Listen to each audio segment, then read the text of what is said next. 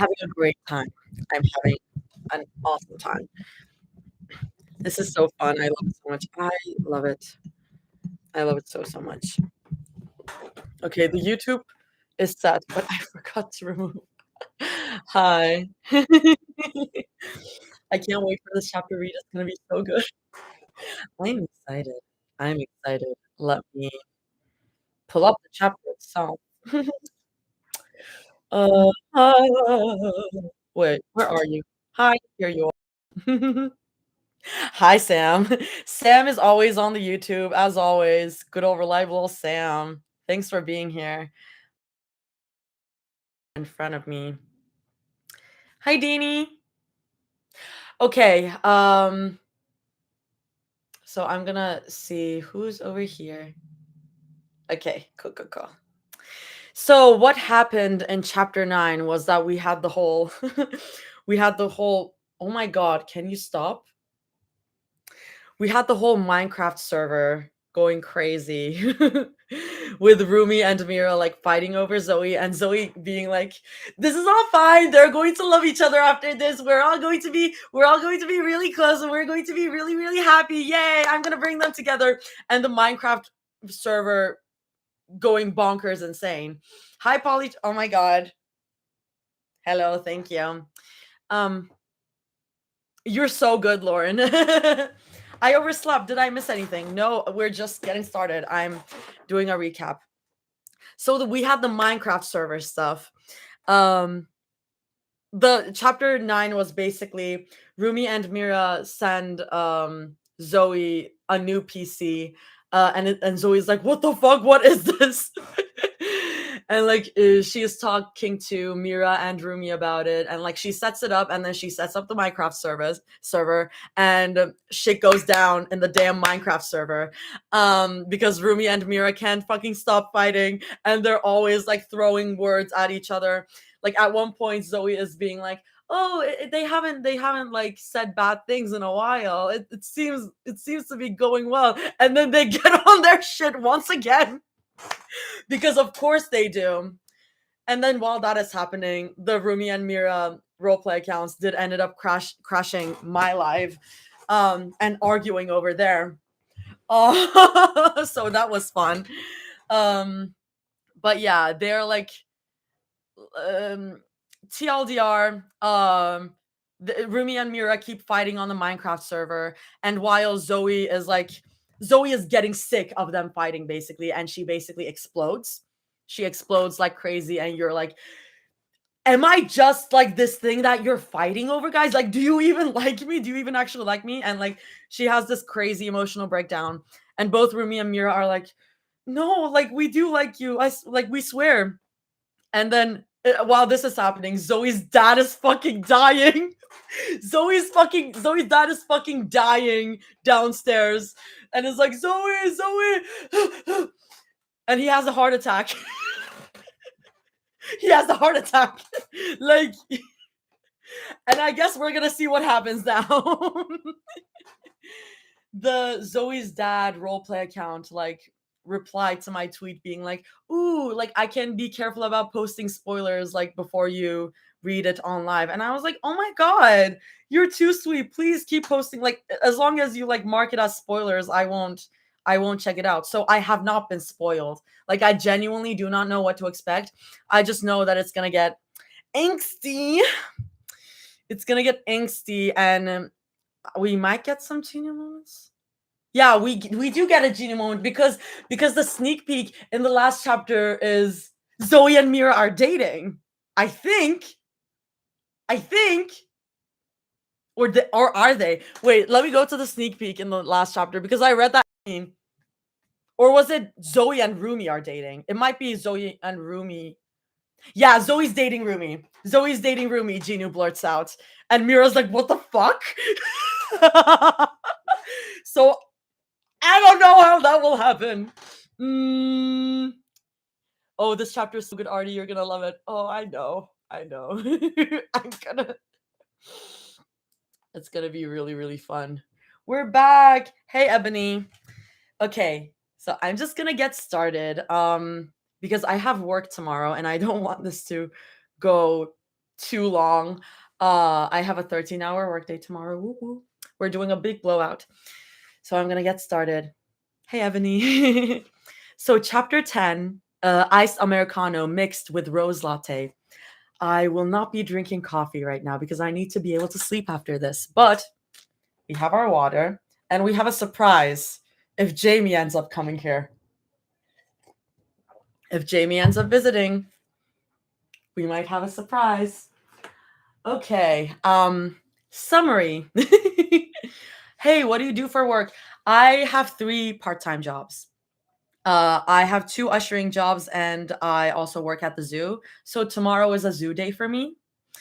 Um everyone being like, "Ooh, what are you doing? Ooh, what are you doing?" So yeah, tomorrow is a zoo day for me and I don't want to get too tired. So yeah, that's why I want to do this live at 6:30. Hi Zen. Okay. So summary. Guys, no, no, no, don't say anything on chat. Don't say anything, y'all. Summary: 1 large iced Americano, 1 large rose latte, 6 white chocolate matcha cookies. I made them. I made them, y'all.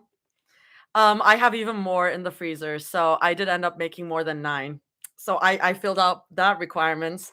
So yeah, I did I end up like accidentally under baking them? I don't know, but oh my god. Nah, come on. Oh, I'm gonna eat this up. Cookies. Okay, 9 white chocolate matcha cookies, 1 hospital bill quoted at $130,000. So I don't have that 4th ingredient. And Sam pointed out to me on Twitter, being like, "Oh, you might not be able to afford that 4th ingredient." And I was like, "No, we are not talking about the 4th ingredient." Um, so yeah, ooh, we'll taste test.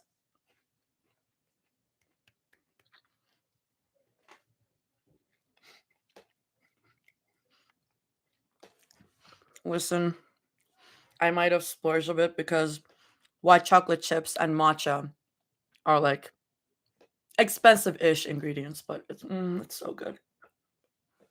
Baking is hella pricey. Mm, mm, stop. I'm so happy I decided to make this a challenge for myself because I get to eat yummy food now. Well, we never know. You never know. Zoe might decide to make something insane in the next chapter, and I'll be like, okay, gotta make that now. But yeah. Yeah, this is the one where Rumi buys the power grid. This is the one where that happens. Okay, notes. Happy Friday. I am reading this on Wednesday because I had work all weekend. Happy Friday. People who read this chapter earlier told me that this chapter is like playing a game of Clue. So take that as you will. Jamie, when I get you, Jamie. Sidebar: sweet peas are a summer forageable in Stardew Valley, but for creative liberties, down bad purposes. Pretend that Rumi could pick it in the spring. That will make sense later, I promise. Haha. I don't know Stardew Valley, so I'm gonna take you at your word. Um, Kimchi popcorn bacon does sound good. And like I was reading that and I was like, wait, this goes hard actually, and I would make that. But you had no, here's the thing. The last chapter was the first chapter that I read on live, and that was the kimchi popcorn bacon chapter. Um, and when I was reading that on live, I was like, I'm gonna make it a challenge for myself to make the foods in the summary, or like the food in the title. In this case, we don't have the iced americano and the rose latte, um, because I don't want to drink coffee right now. If I would if it was the morning, but it's 6:45 and I need to be able to sleep, and I get paranoid when I get like drink coffee. There's a Stardew Valley AU politics fanfiction too. I know about this. I do know about this. Yeah. I actually started playing Stardew Valley because of this fic. That's very funny. That's great. Oh, okay. I'm gonna put it in my mouth. Yeah. Matcha cookies fucking slap. Okay. Mm.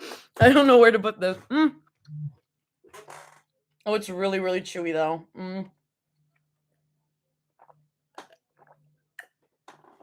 Oh, but it tastes so good. Okay, let's get to it. The cold soda can against Rumi's temple helps cool her down. It also helps keep her mind off of things, which she desperately needs after the long day she just had. The sun hasn't gone down yet, and it already feels like she's experienced 5 different days in a row.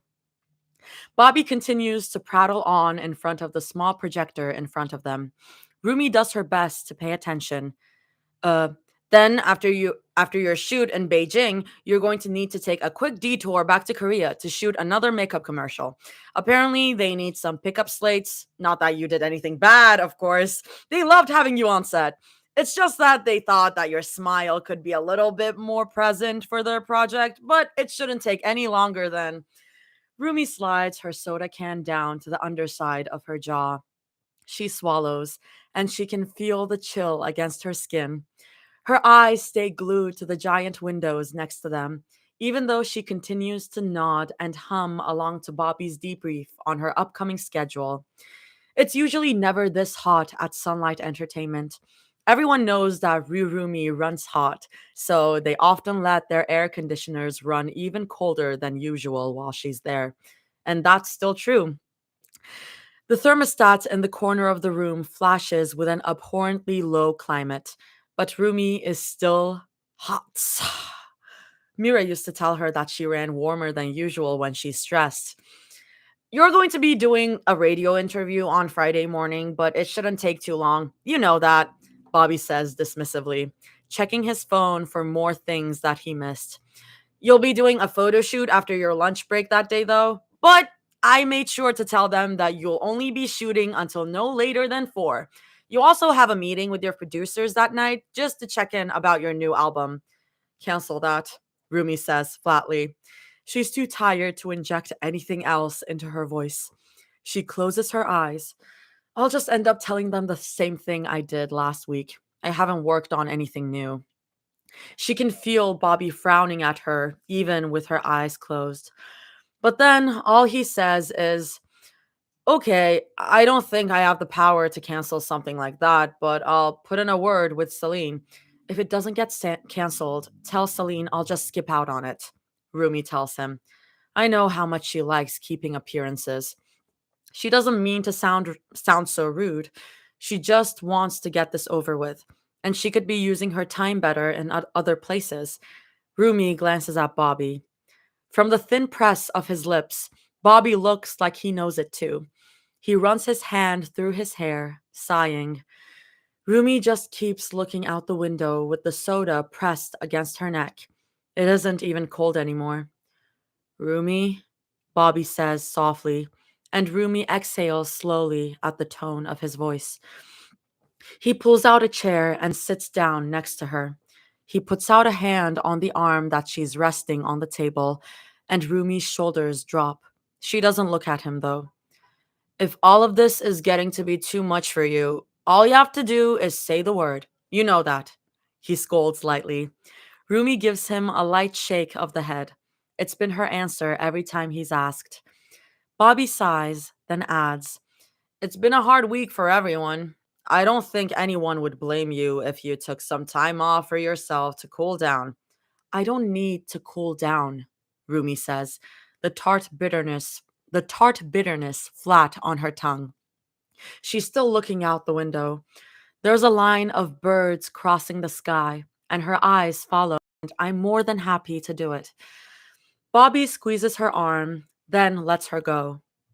He leans back in his chair to look at her. Then he says, well, I trust you. Whatever you say, Rumi. Rumi hums in approval. She closes her eyes again. The soda can slides off of her neck, and she lets it rest on the long meeting room table. The room still feels hot. She wishes that she could complain about the temperature, but she hasn't had any sort of fighting in her in a long while. After the weekend, your week should be pretty light, Bobby forges on. and Rumi presses her lips together. You'll need to be on set for that sea drama you were doing, but they only need you there for a couple of hours. You've already done all the stunts that they needed. Rumi hums and nods her head noncommittally. And the extra pillows that you ordered to Choi Chanko's room last night were taken note of. Rumi perks up at that. Her gaze snaps over to Bobby, and Bobby doesn't bother trying to hide his light smile. Did he get them? Rumi asks him. She leans a little forward now.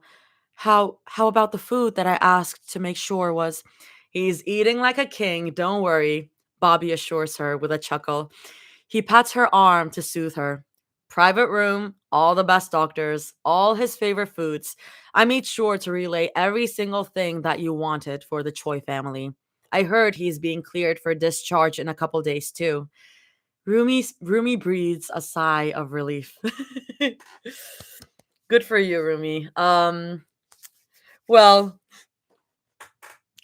Bobby looks at the corner of the room. I'll keep to myself. Bobby looks at the corner of the room as if to think, unless the Kong estate made those requests first, but he shrugs helplessly, and Rumi looks away in bitter disappointment.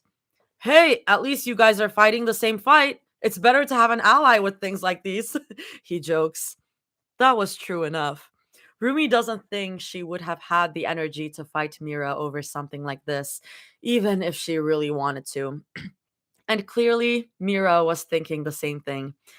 They haven't spoken to each other directly, but they keep tabs on each other. Bobby is so messy. I was reading chapter 8 and like Celine was talking about Bobby being on like a paid break because of the shit that like he did.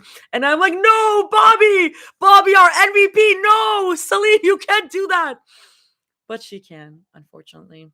But Bobby is the king. They haven't spoken to each other directly, but they keep tabs on each other as they are wont to do. Ugh. Well, not each other, but on one another's requests for Zoe's father. Mira made sure he was set up with in the best private room possible. Rumi flew the best cardiologist she knew down to California.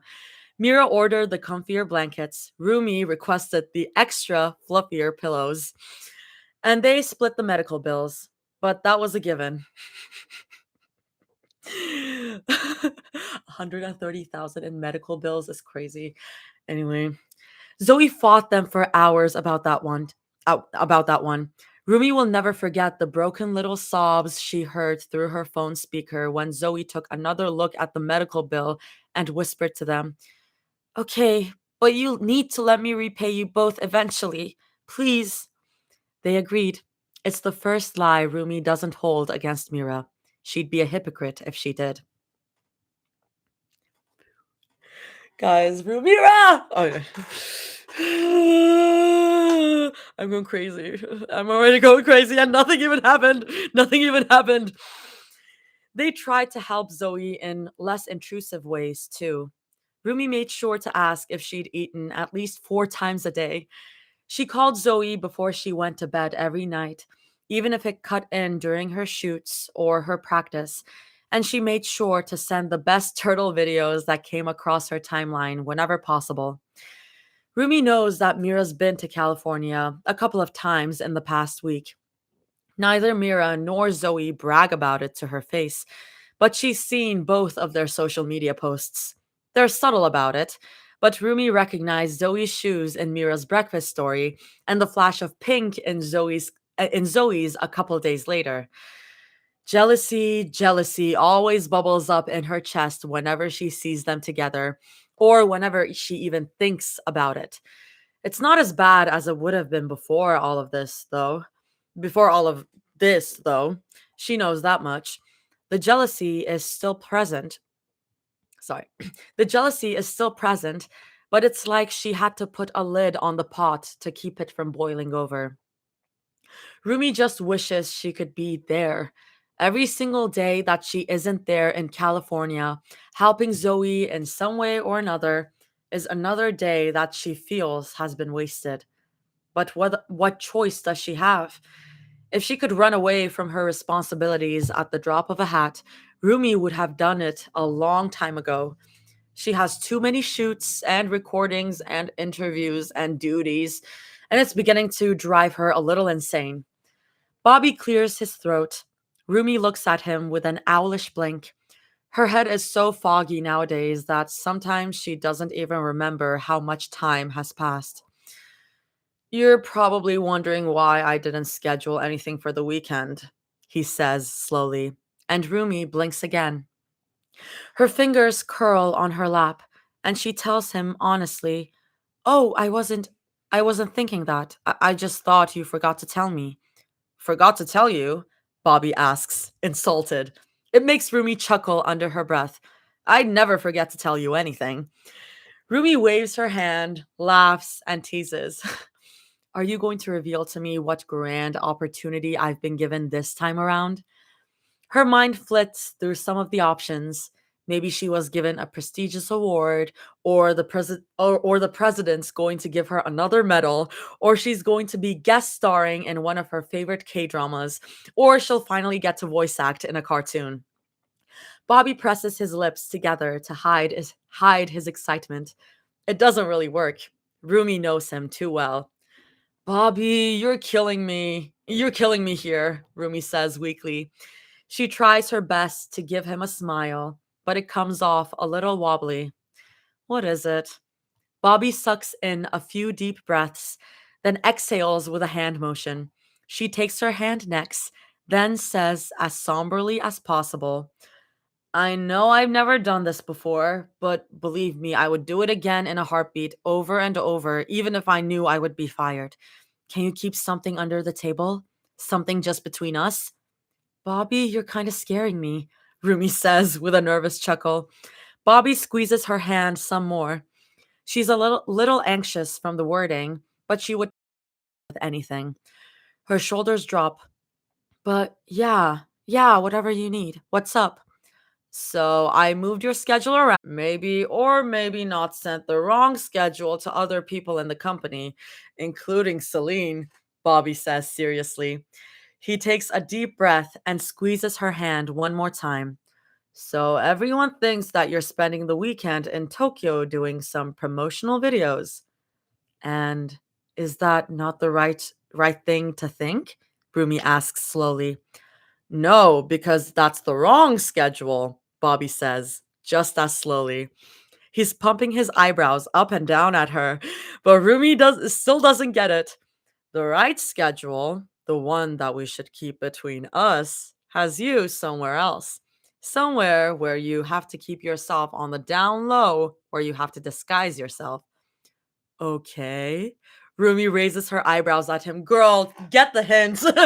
Girl, take the hint. Come on. She's trying her best to connect the dots and decipher the way he's looking at her, but she can't. Where on earth would she be going if not to promote something or do something for Sunlight Entertainment? Bobby gives her another minute to think about it. Bobby is just like, "Oh, this stupid girl." Oh, this stupid girl doesn't get it. She doesn't get it. Bobby number one wingman for real. After deliberating it with herself, Rumi gives him a helpless shrug. She's not usually one to give up, but she's too tired to play games right now. She doesn't even have time to play Block Blast before bed on most nights. Of course, she plays Block Blast. Bobby sighs hard. He shakes his head, but there's that fond smile on his face again. Rumi, I'm saying that you're going to spend the weekend in California, he says, each word quieter than the last. It takes a couple of seconds for that to settle in Rumi's stomach. She frowns at him while she tries to process the words. But when it hits her hard. A gasp escapes her lips before she can stop it. Bobby's smile widens, and he leans in closer to her to nod along. California. She's going to California. California, USA, where Zoe lives. California, where she can be with Zoe.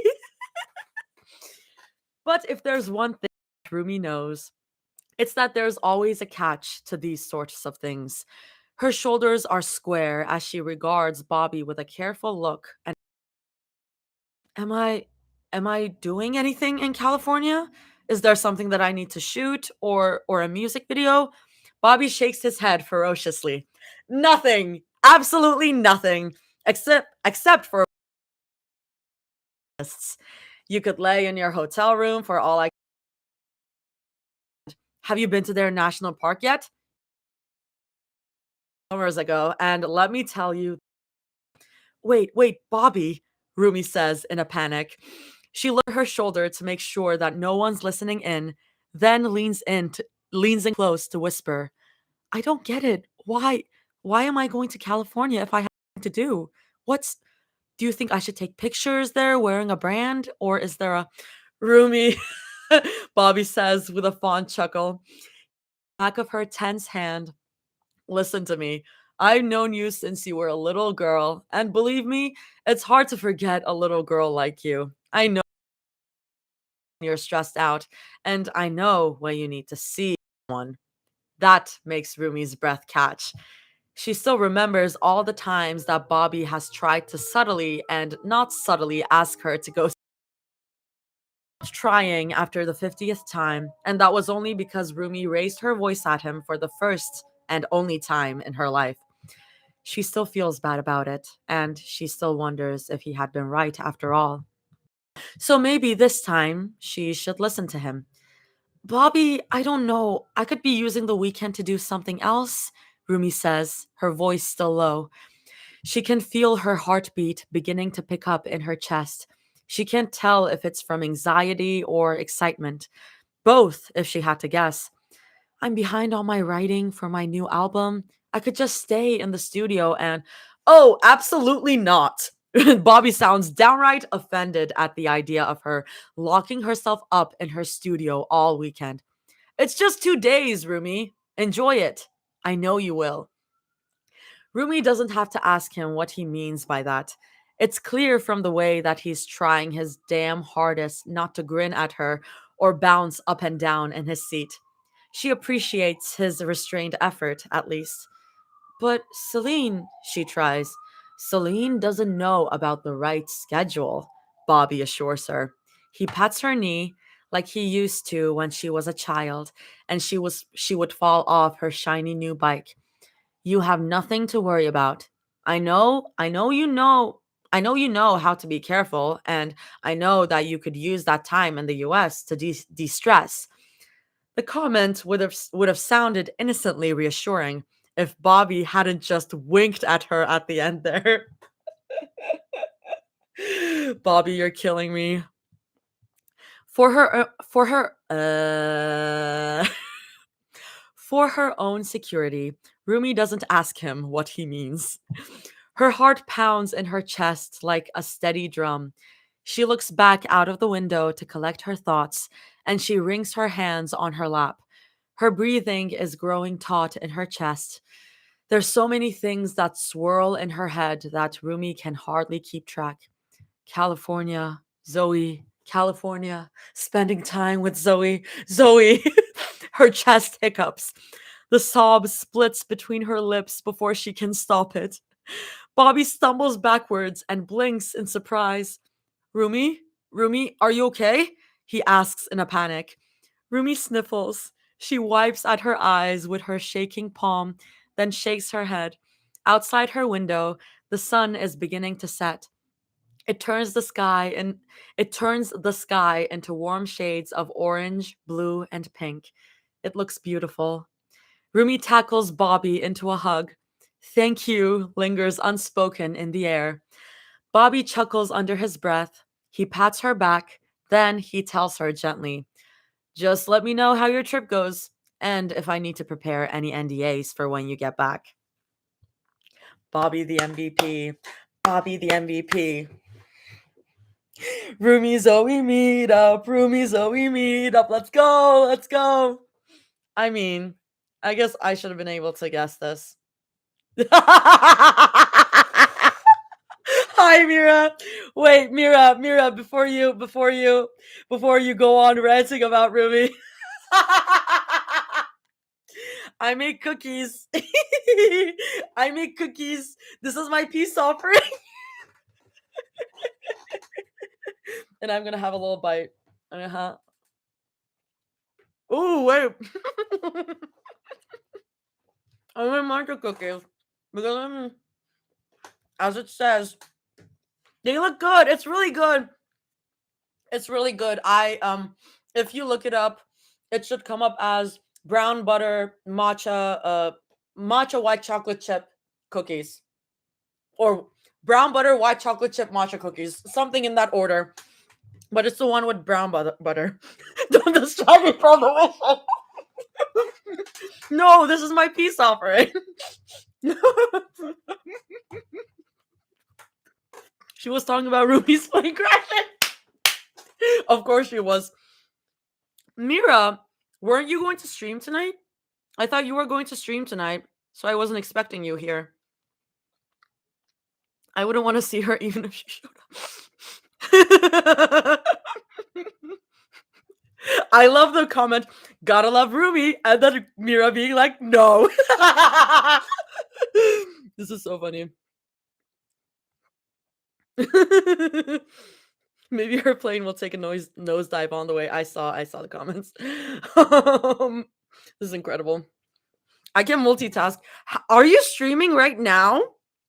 Are you streaming right now while you're also here?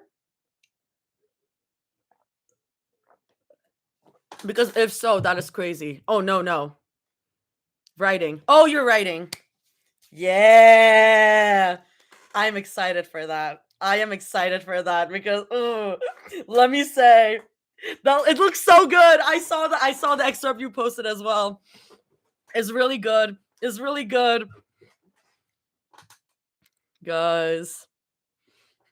I still can't believe you're sim for girls. That's crazy. Because like I know that you were like gone for a bit, and it's like, whoa, that's you.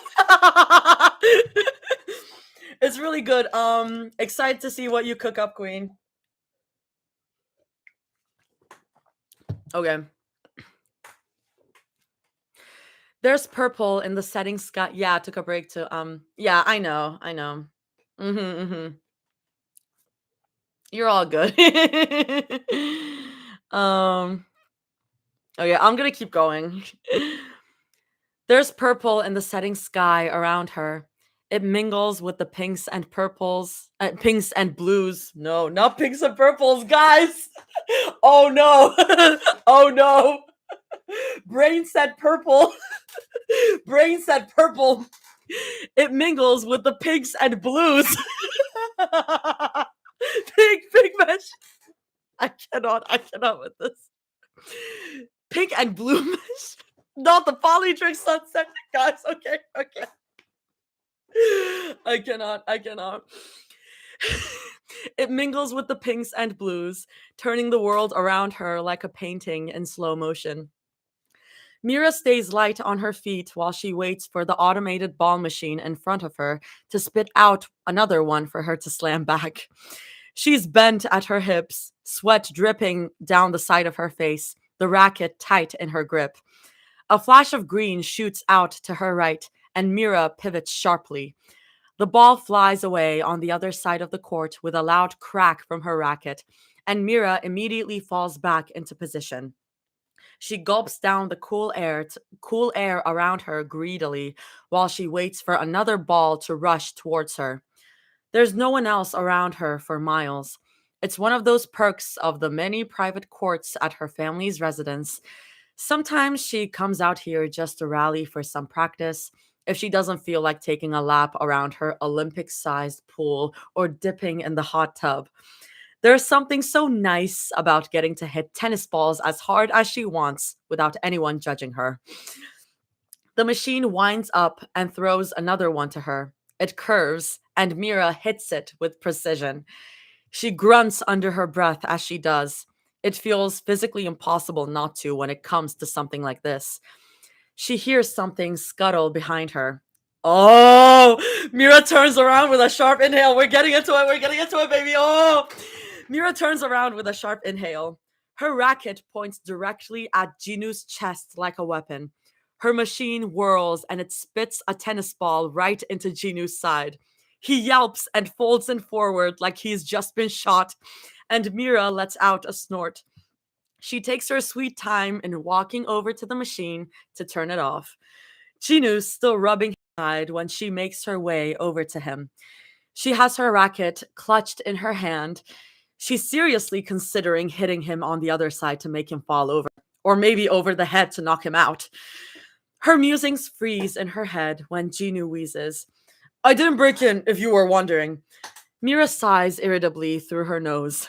She really should put his face and name on a do not let in list with the guards at the gate. But she wouldn't have the fun of getting to throw him off her property by the nape of his neck.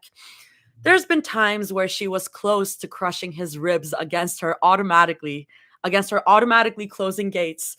Sometimes she still wishes she hadn't pressed the emergency stop button to get him out. What did you do this time? She demands. Ginu holds out his hand to stop her from getting any closer. Smart move from him. She was this close to chopping his shoulder with her racket. She knows that the rackets at her house are sturdy too. Your guards were changing shifts, and I told them that I was here to coach Kong Mira, Ginu says, his voice still impossibly weak. Mira tries to wipe the smirk off her face. She can't. Ginu holds up a badge. It looks so fake that Mira can't help but sigh. How stupid can the guards be?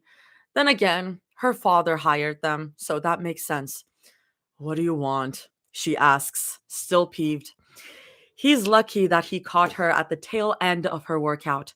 She's too tired to bite back anymore. If she'd been here an hour earlier, he would have been dragged out by his collar by now. Well, I was going to give this to you at a less intrusive place, like, I don't know, a coffee shop or something, Ginu says, exasperated as he digs into one of his pockets. But someone left me on red on 5 different platforms. Do you know how hard it was to find you on Spotify? Yes, and I like to keep it that way, Mira says distastefully.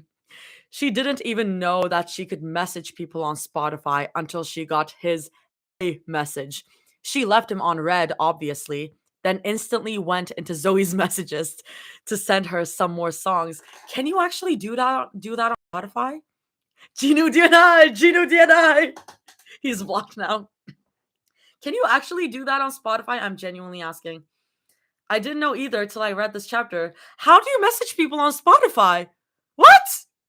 The hell? Hey, you forgot to block me on Spotify. Zoe keeps sending me Seabats. I imagine they are Rumi's face.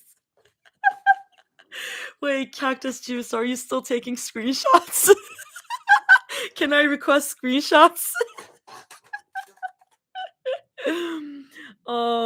Yay! Thank you. When you click on your profile, you can see messages. Oh no, Mira, run away. What? Wait, what happened? What happened? Wait, what happened? What? What? Mira, not the chat, no. What?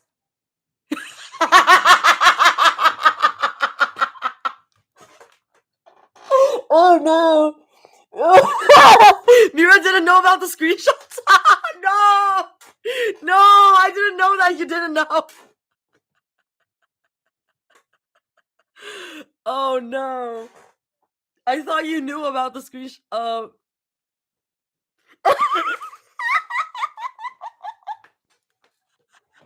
I was never here. Okay. Okay, cool. I'm gonna keep reading. Coolio. Um,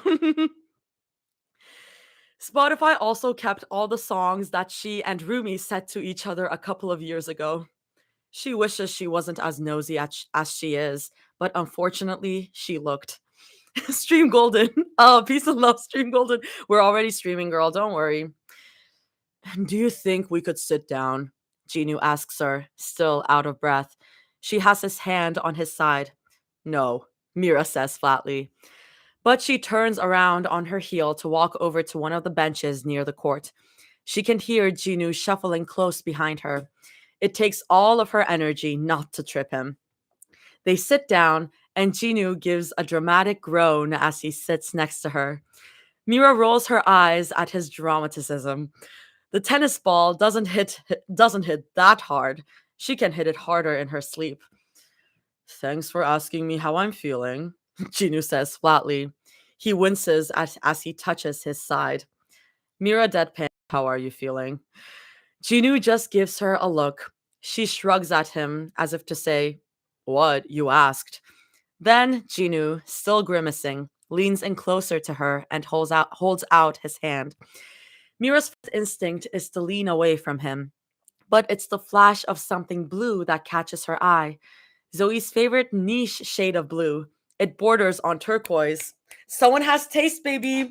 Someone has taste, baby. Her nose flares. Where did you get that? She snaps. The first thing she thinks of is that Jinu had somehow managed to swipe it from Zoe without her knowing. She wouldn't put it past Jinu. She still hates him for taking her water bottle when they had that modeling gig. She can apologize all he wants, but Mira never forgets. Jinu huffs. He waves it in front of her face. A bracelet. Who do you think? Did you take it from her? Mira asks suspiciously. She takes the bracelet anyway. She'd rather have it in her hands than in Jinu's. Who knows where his hands may have been? What did you do? Are you bribing me? Is she? Why do you always think that I'm here because I want something? Jinu groans. He leans back to press his palm against his cheek to massage it in frustration. Am I not allowed to talk to you just because I can? No, Mira answers frankly. He clutches she clutches the bracelet in her lap. The last thing she wants is to lose it to the wind or Jinu. When he only responds with a quirk in the corner of of the lips, Mira hisses, "What do you want, Jinu? I have a flight in a couple hours." "I just want to give you the bracelet," Jinu says patiently. I don't know how to distinguish their voices too much, like because Mira is like over here, and I want to make Gino a little deeper, like over here. Yeah, I just want to give you the bracelet, Gino says patiently. He huffs when she opens her mouth to reply, and he beats her by quickly saying, Zoe kept forgetting to give it to you whenever you went to Cali, so she asked me. That's all I'm here for, I swear. Why didn't you just? Mira starts. He sighs. You left me on red. On everything. Remember? Right. But Mira doesn't want to give him the satisfaction of being right, so she says, You could have just sent it in the mail. Or Zoe could have. Why ask Jinu? Then she thinks of the letters. The letters that Zoe probably thought never got to her. Mira spent the last 2 weeks poring over them every chance she got. Opening each envelope felt a little like tearing her soul apart. What is it for? Mira asks him evenly. She looks back down at the bracelet. Her thumb smooths over the texture. It's gritty, like an old sweater. The yarn sticks to her skin, and the colors definitely seem synthetic. Synthetic. Yet she can see the effort that Zoe put in each braid of the multicolored yarn and the way that she lovingly tied it up at the ends. It's beautiful. Mira wants to hold it close to her heart for the rest of her life. Ginu shrugs helplessly. Mira wishes she could choke him to death for how useless he's being right now. Then he answers, I don't know. I didn't ask a lot of questions. She just asked me to get them to you and Rumi. Rumi? She gets out. Rumi's name curls on her tongue like old liquor in the cabinet. It burns, and yet she wants more of it. Her face screws up at the thought. Ginu sighs like he knows what she's thinking. Mira considers thwacking him with her racket. He puts his hand on the bench and looks up at the setting sky like he wants to mull over his words. It's starting to get cold. Mira suddenly wishes that she wasn't wearing a tennis skirt today. Getting to send her outfit to Zoe was fun, at least. They're friendship bracelets. She told me that much at least, Genu explains. He looks over at her, then squints. And something about wanting to thank you both for something. I'm guessing it was the PC thing, which, by the way, thanks for offering to get me one after all. I don't do handouts, Genu. Mira deadpans. Well, yes, she does. She charities in Korea and many more internationally. She also has a soft spot for a small dance studio for kids somewhere in Burbank that anonymously to at least once a week. And then there's Zoe, of course. But she would rather jump into oncoming traffic than give Ginu a vent. Ginu rolls his eyes and crosses his arms. He looks so much like a pouty child that Mira just wants to twist his ear and get off her lawn already. The only reason she hasn't yet is because of the bracelet. It has a calming effect on her, like catnip with cats. She abhors the comparison, but it really does make her feel more tranquil. I'm gonna jump out this fucking window now. I'm gonna jump out this fucking window. Mira and cats, Mira and like we got Mira Black Cat, Mira the fox in Two's company. I'm gonna jump out a fucking window. Mira wraps the bracelet around her wrist. She ties it with one hand as best as she can, her tongue prodding against the inside of her cheek as she concentrates. Ginu's eyes are on her, but he doesn't say anything. When she finishes, Mira admires it on her wrist. It looks pretty. A smile makes its way onto her face. Zoe always has that effect on her somehow. Like it? Ginu muses. Should I tell Zoe that next time you want a collar to pair it with? Oh my god. Mira shoots him a nasty glare. She still hasn't yelled for someone to take him away yet. He really should consider himself lucky. Thanks, she mumbles under her breath. She wants to admire the bracelet on her wrist under the remaining sunlight, but she refuses to risk it in front of him. It would just give him more ammo to make fun of her. She clears her throat and asks, "What do you want for it?" Ginu tilts his head. Mira resists the urge to roll her eyes. She lays her racket against the bench and watches it closely to make sure it doesn't fall as she explains slowly. What do you want in exchange for getting me the bracelet? Ginu's brow tightens in confusion. He looks at her for a moment until his face starts to relax in understanding. Zoe's my friend, and so are you. Mira makes a face, and he makes it back at her. So I was just doing this as a favor. A favor? Mira asks distastefully. People don't usually do things for her without wanting something in return. Ginu, I'm serious. Tell me so I can cut you the check so you can get out of my house. I'm on your court, not inside your house, Ginu retorts. Mira stares at him blankly. He rubs the back of his neck and sighs. Tough crowd, huh? He jokes weakly, and Mira keeps looking at him with that blank stare. He sighs again, then turns his knees to face her some more. Look, Zoe's a great friend. You and I haven't always seen eye to eye, but we're friends too. I don't know why you keep lying straight to my face, Ginu. Mira deadpans. Ginu gives her a look. I was the one who helped you sneak around with Rumi. He deadpans back, and Mira's shoulders stiffen. I was Rumi's cover story every single time you took her out on a date. I never asked for thanks because it's just what friends do, right? Right, Mira says, and it doesn't fit in her mouth all that great. Her nose wrinkles. Jinu huffs at her reaction. He scratches at the back of his neck, then looks up at the sky to think. Mira starts to think of all the ways she could get him to leave her damn property. Maybe she should just hit him with the racket at all. Actually, now that you mention it, in exchange for the bracelet, it would be nice to know if Jinu begins. Mira stands up. She picks up her racket and makes her way to her house with her chin held high. She doesn't want a stupid shovel talk or a heart to heart with someone like Jinu. She'd rather bury his body and deal with the consequences. But Jinu continues to walk close behind her. I didn't even tell you what I was going to say, Jinu argues. He huffs when Mira doesn't turn around. And you offered. I was offering money so you could stuff it down your throat and hopefully choke to death, Mira says flatly.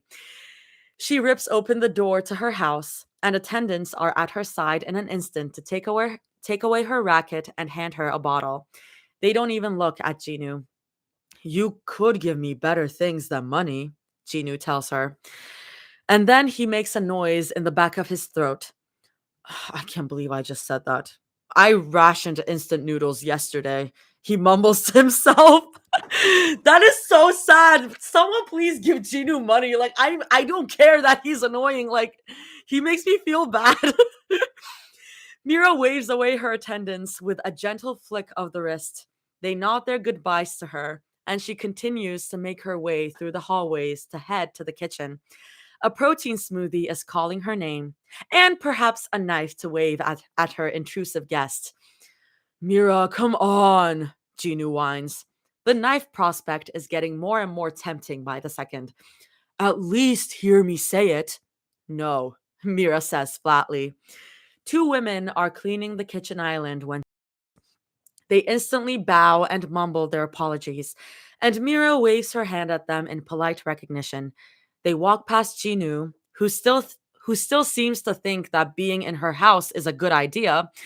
She eyes the set of knives on the counter nearby. Maybe a meat cleaver would work better. Mira reaches for the blender instead. She can ponder her choices after she makes her smoothie for the night. Rumi's dating Zoe. Ginu blurts out. Let's go. Let's go. Let's go. We're going for it. Her hand stills on the blender handle. She feels her breath hitch. Then she says, That's great. She unhooks the pitcher from the base. Her fridge is nearby, so she only has to shuffle a over to the open the freezer drawer to grab her frozen strawberries and bananas. She can still feel Ginu staring at her from behind, and she almost pivots on her heel to throw a tray of frozen chicken breast at his face. That's it? Ginu asks her. He almost sounds amused. Yes, that's it, Mira says evenly. She straightens up and plops the frozen bag of fruits on the counter next to her pitcher. She stares at him for a moment, then asks, "Is that all you want to ask me? Because you are really wasting my time if it is." Ginu holds his hands up in surrender. He eyes the frozen bags of fruits warily, like he's half expecting her to throw one at him.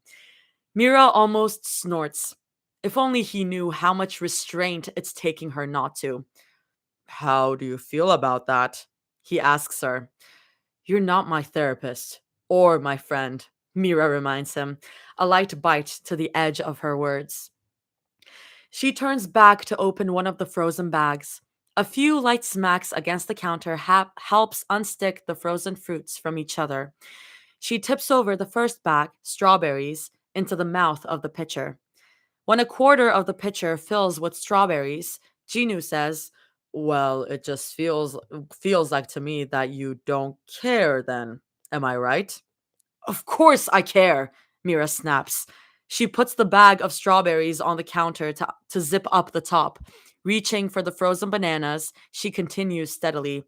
Zoe is my friend, and she can do whatever she wants. If they're happy together, then fine. I'm not going to pry about that. Huh. Ginu regards her with a look, and Mira pointedly ignores it.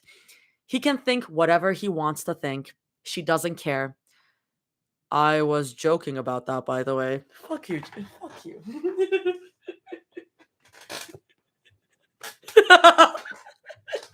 Yeah, like I got it. I gathered as much when I saw the context of that, but I was like, I saw that fucking sneak peek in the last chapter, and I was like, what? What? Jesus Christ.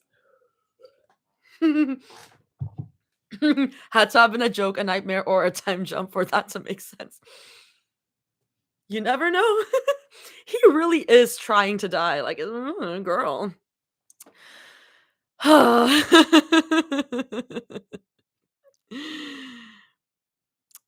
She can still feel his eyes on her while she opens the cupboards to look for her creatine. They aren't dating, I mean. She slams her hand on the counter. So you lied to me for what exactly? Mira pauses to turn around and look at him. He doesn't shrivel at her look, but he does briefly glance away. If you're trying to rile me up, Jinu, there's nothing you could say to me that they're not dating because I am. Jinu blurts out. Her chest goes impossibly tight. I mean, I'm dating Ruby. Jinu says. Girl, I think you're just drilling yourself into a hole. They're not dating because I mean I'm dating Rumi, Jinu says, like he had to clarify. She nearly drops the frozen bag on her foot. Yet the only thing that gives her away is the involuntary quirk of her eyebrows. She sees Jinu glance up at it, and she compensates with a hard glare in his direction. He looks away from her burning gaze and rubs at the side of his neck. Mira wants nothing more than to rip his stupid little smirk apart. And I just wanted some advice from you since you used to date her and all. And why would you go to me for that? Mira seeds. The bag the bag of frozen bananas crinkle in her fist. We broke up 2 years ago and it wasn't amicable. Hell, I fucking hate her and I know she hates me too. Why would you go to me about and it wasn't just that. Nu says quickly. He shakes his head at her and Mira catches the slight twitch of his lips. Oh, she wants to beat him up with the blender pitcher so badly. I wanted advice because I was. He sighs irritably and looks down at his shoes. What? Mira demands. Her heart is practically crawling into her throat with a disgust or anger. Both, maybe. She can't tell. Well, there's no easy way to say this. He mumbles more to himself. He looks up at her, blinks, then tells her carefully, I really like Rumi, but I'm also catching feelings for Zoe. Do you think they'd mind if I. What? She snarls. Jinu quickly puts his hands up to his shoulders in defense. He walks backwards when Mira starts to stalk over to him, but he loses leverage when his shoulder blade hits the corner of the kitchen archway. He stumbles, and Mira shoves a finger at the base of his throat. She should have taken a knife. Listen, you greasy, washed out, one hit wonder boy. She sees between her gritted teeth, poking her finger deeper into his chest. I have enough money and power in this world to make your entire bloodline disappear if I want to. I'm going to cave your kneecaps in so far inside you that they reach your anus, and I'm going to split you so cleanly in half with a commissioned torture device with your name engraved on the side that you're going to beg me to see hell if you do so. Oh my god, if you do more so than look in Zoe's. It was a joke. I was joking. Like, Jinu, come on. You're asking to be killed. Like, Jinu, this is your fault. This is your fault. Um, this is your fault. I wish I didn't stumble over my words that much because that's a really good line of dialogue. It was a joke. I was joking, Gino exclaims. But Mira grabs him by the collar. Mira, come on. I was just trying to see if you. Mira, do you really think they'd even let me touch them? Think. Mira doesn't have to think about it for long. She knows for a fact that Rumi recoils whenever Ginu tries to put his hand anywhere on her, even just a friendly pat on the back. And with the way that Zoe talks about him, he's practically her brother from another mother. Zoe would have screamed at the thought of Ginu trying to make any sort of move on her. Mira lets him go. Jinu exhales with relief. He brushes off the spot where Mira had been poking him with a wrinkled nose. Mira takes a step back to glare at him. She shoots him the nastiest look she can muster, then turns around to get back to making her smoothie. The thought of pouring the smoothie over his head crosses her mind, but she's too hungry to waste something like that on something as vile as Jinu. You have no idea how lucky you are that I'm not screaming that you broke into my house right now and that they need to neutralize you, Mira snarks.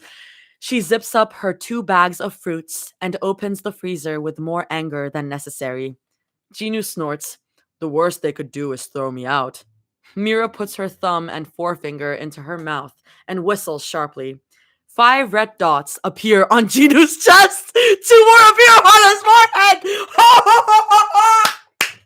That's such a good power move. That's so good.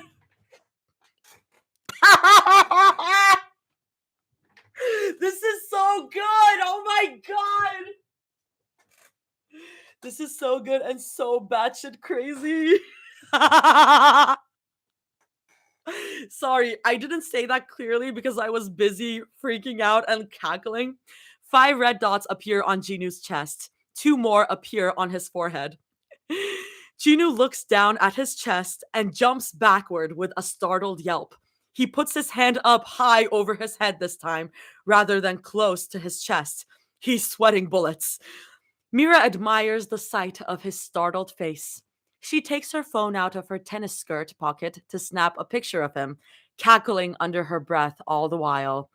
After a couple more angles, she waves over her shoulder to dismiss her guards.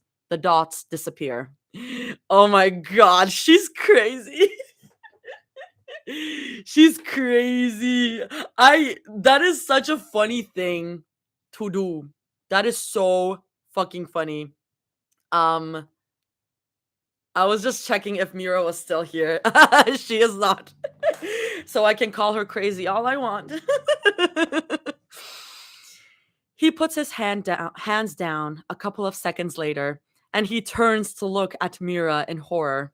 Mira's grinning like a maniac. Where the hell did that come from? Ginu screams.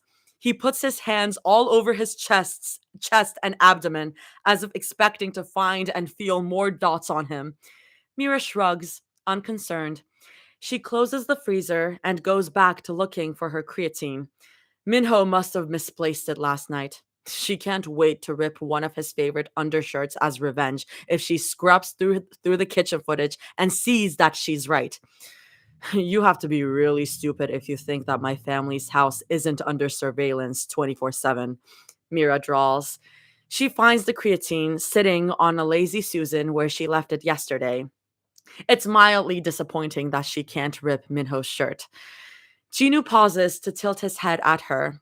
A slow smile begins to creep on his face as he asks her in amusement, so all those times I slipped through those gates, you let me go through because some of the guards my dad employs are stupid. Mira deadpans, spooning some of the powder into the pitcher. She hates that accusation. Jinu crosses his arms and leans against the wall. She ignores him to put the pitcher back on the blender base. She can't look at his smile for longer than 2 seconds at a time, or else she would be at risk of barfing or inducing violence. The blender goes on for a couple of seconds. It's a quick and quiet process from a fantastic kitchen appliance, and it's the second purchase she ever made with her modeling money rather than her family's fortune. She pours herself she pours her smoothie into a cup. Chinu's still Chinu's still watching her, arms crossed, with that stupid smile on his face. She wonders where they put the meat tenderizer. Probably in the same drawer as all the shiny kitchen tools they hardly ever use. It would be stress relieving to use it again, on Jinu specifically. What do you want? She asks, severely irritated. Well, since you won't tell me, I figured that it was better to see it for myself.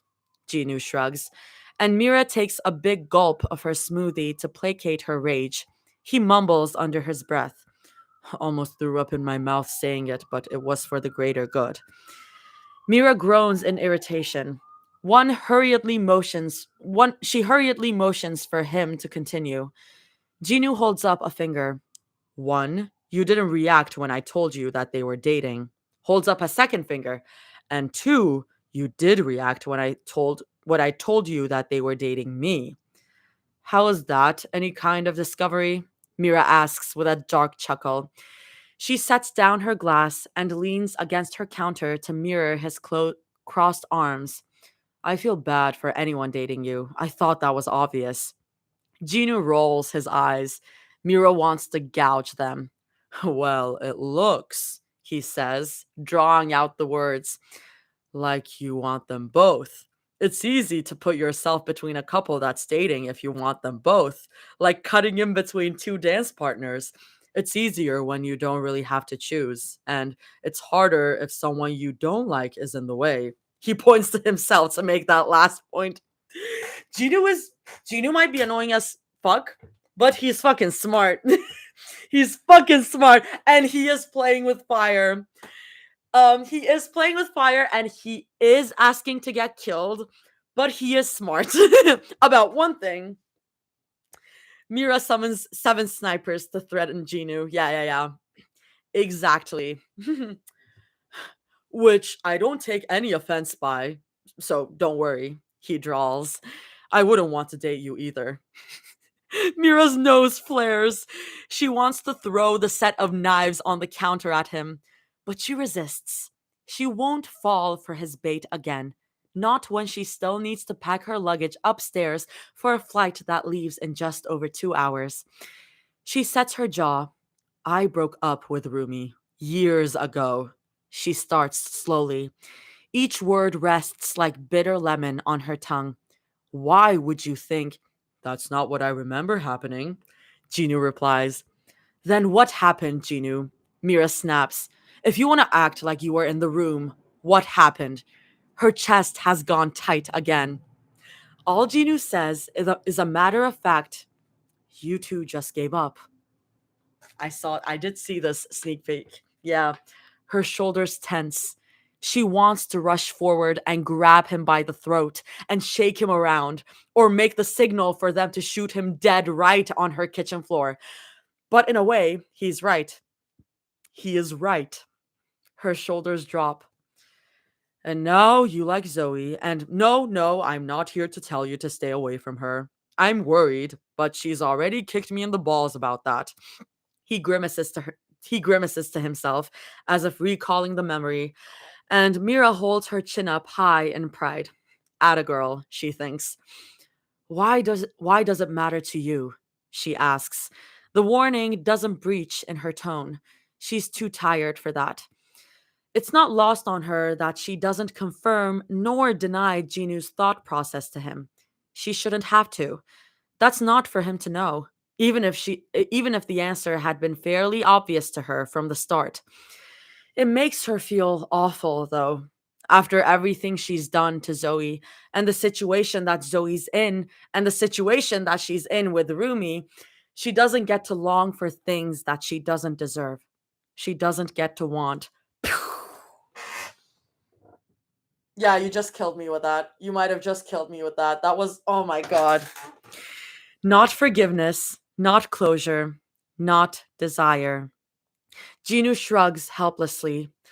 Before Mira can yell at him to get out of her house for wasting her time, he quickly tells her, I guess I just want to point something out to you. You know, as a friend who has eyes, sometimes I wonder if the three of you can navigate a street without bumping into something with how blind you all are. My vision's fine. I just need reading glasses if I'm. She starts irritably. Yeah, okay, I don't care. Ginu grumbles. He scratches the side of his jaw and looks down at the floor to grumble some more. I swear to God, I need to start getting paid. I'll pay you to get out of my house right now, Mira tells him. She jerks her head over to the archway. I'm serious. I have better things to do tonight than talk to you. You're not going to ask them to shoot me as soon as I make it close to your gate, are you? Ginu asks sardonically. Maybe just next to your foot, she answers. He frowns. Wait, are you actually? Mira rolls her eyes and grabs her smoothie glass.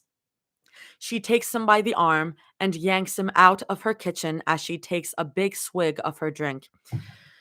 Thanks for the bracelet. Now get out, she says succinctly.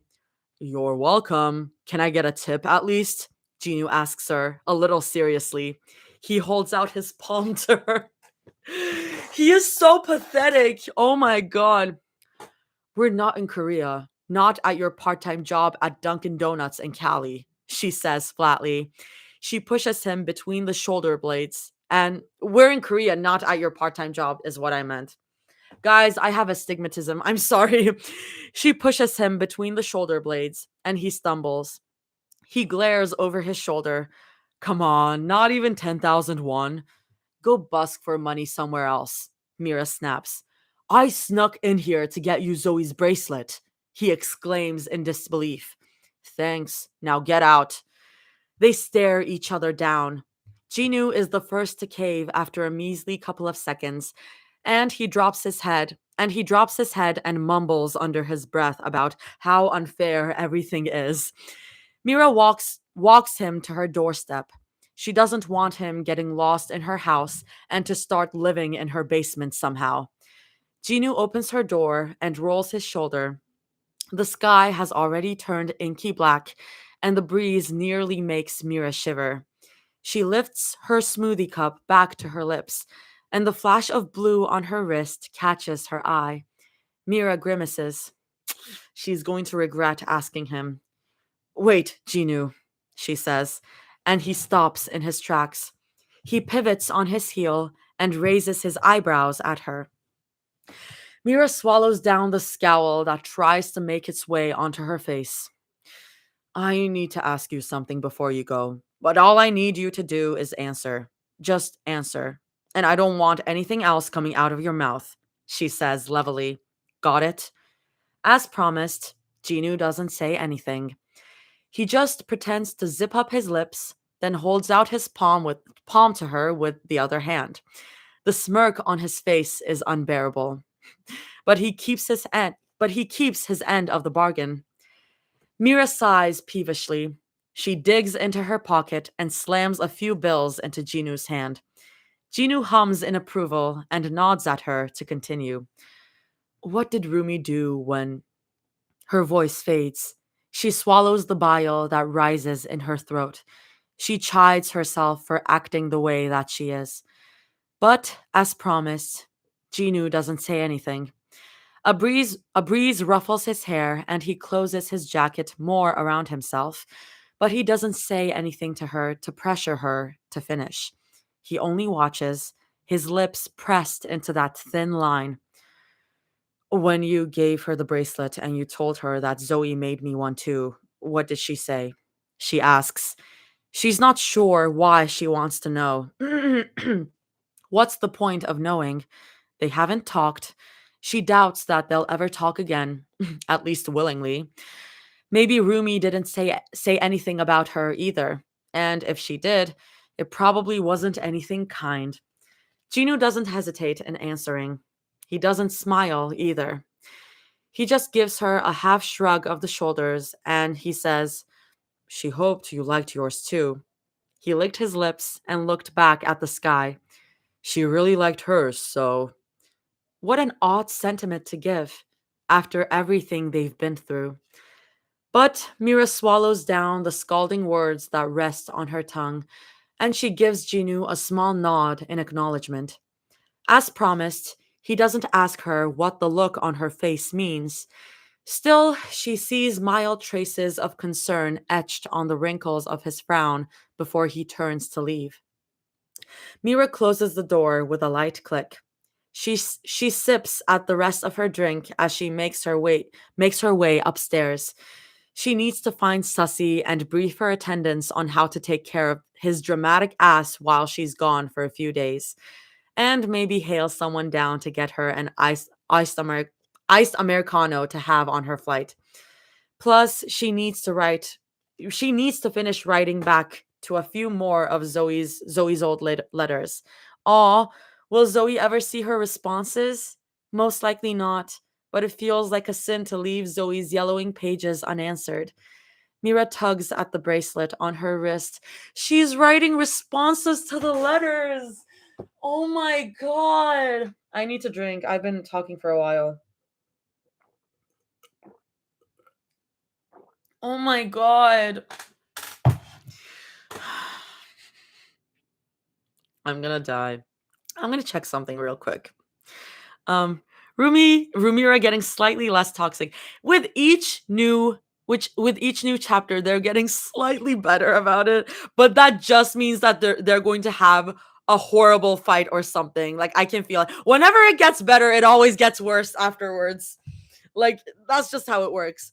We're so close to Mira and Rumi actually talking. I swear to God. We'll hope. No Red telling you to take water breaks. I'm taking the water breaks in honor of Red. Who's resting as they deserve to do. Toxicity is like a slingshot. I'm gonna check something. Jamie, are you here? Hmm. I don't think so. Because I did see Jamie pop in for a second. Um, he must have left. Jamie was here. I think she left. Yeah, that's what I think. Yeah. I'm gonna have a little more of my cookie. Summoning. Mmm. Guys, it's so good. Mmm. It slaps so hard. It slaps so hard. Mmm. I'm so happy I decided to do this.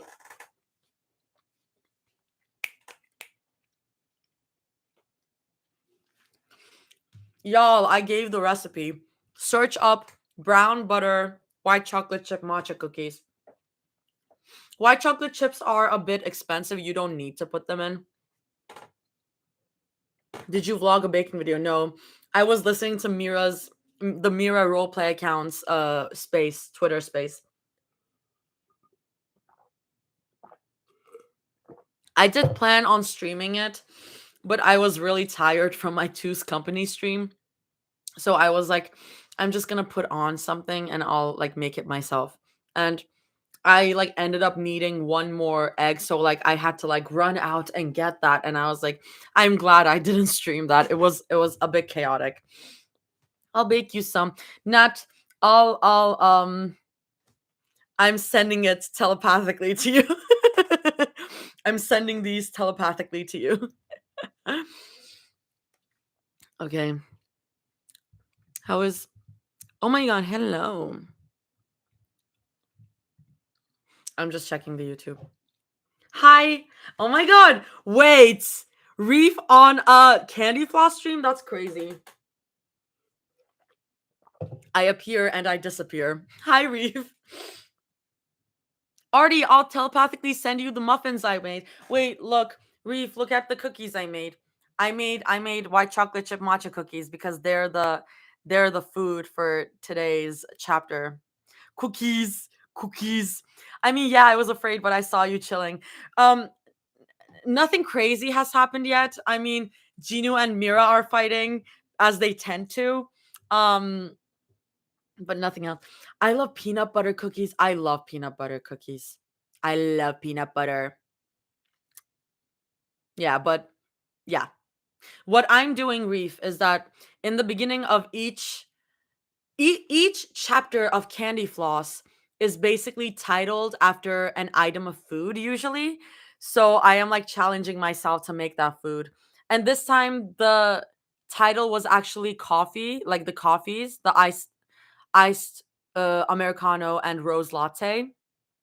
But I'm not having coffee at this hour, so I made the matcha cookies in the summary of the chapter. I miss Subway's peanut butter cookies, man. Subway had peanut butter cookies? I don't think I've ever had those. I've had their chocolate chip cookies. Can somebody send me dinner in exchange for chapter 1 of my fic? Real. Oh my god. Sorry. Okay, y'all. I'll give you a sneak peek of what I was about to do if Jamie was here. And that's all you're gonna see. That's all you're gonna see. I'm not telling you what's inside. I'm gonna absolutely demolish a sub sandwich later. Woo! Yay!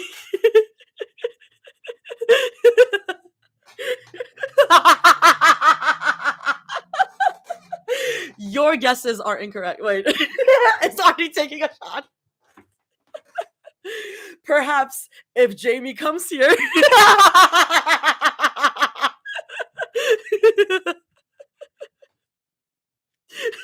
No more pills.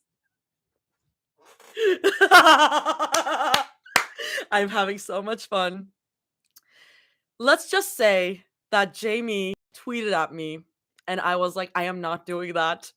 But what if I did? I'll have so much fun. No escaping the. What if I did? Okay, I'm gonna keep going. Jesus, Artie. Here's the thing. I will do anything for a bit. I will do anything for the bit. Okay, Reef, bye.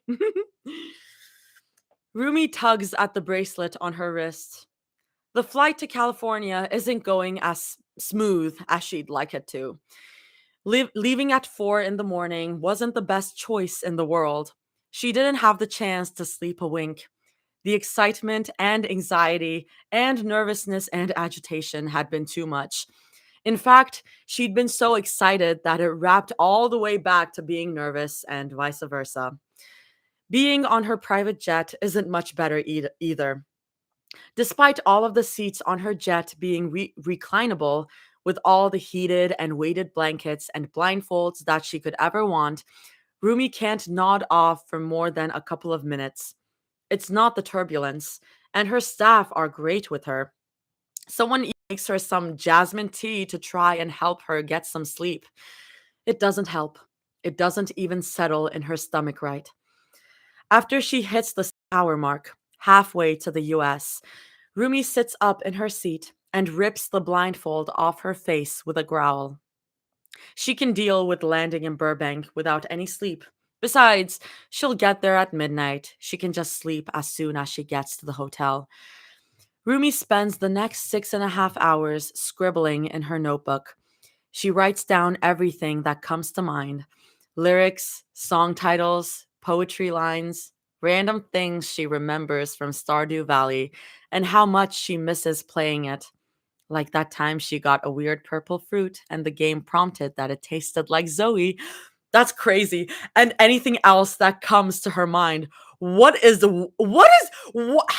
Stardew Valley work? How does Stardew Valley work, y'all? What? What do you mean? What? I read that and I was like, wait.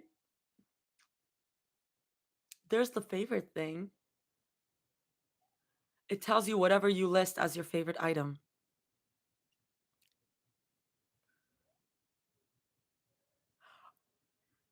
Oh, I see. That's crazy. That's wild.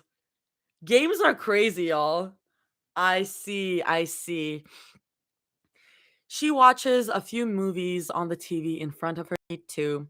She watches Zoe's suggestions, mainly, like a few nature documentaries about female sharks and a few animated DC movies that Zoe really liked. She had no idea that there was more than one Robin, and now she's invested. The sleepiness sets in as soon as she lands at LAX. Her chauffeur drives her all the way to her five-star hotel, and it takes all of her willpower not to fall asleep in the back. She always wakes up with a crick in her neck if she sleeps in the car. The only time she sleeps well in a car is if Mira's. She swallows back the thought. Her fingers rub at the bracelet on her wrist. Her chauffeur helps her take out her luggage. The bellman takes care of it from there, and she's led by a few of her security staff to her room. Her black hood stays up over her head, and her sunglasses complete the disguise. No one knows that Rumi is sleeping in a hotel in California. Not even Celine. The thought still puts an anxious rock in her stomach, but Rumi forges through it.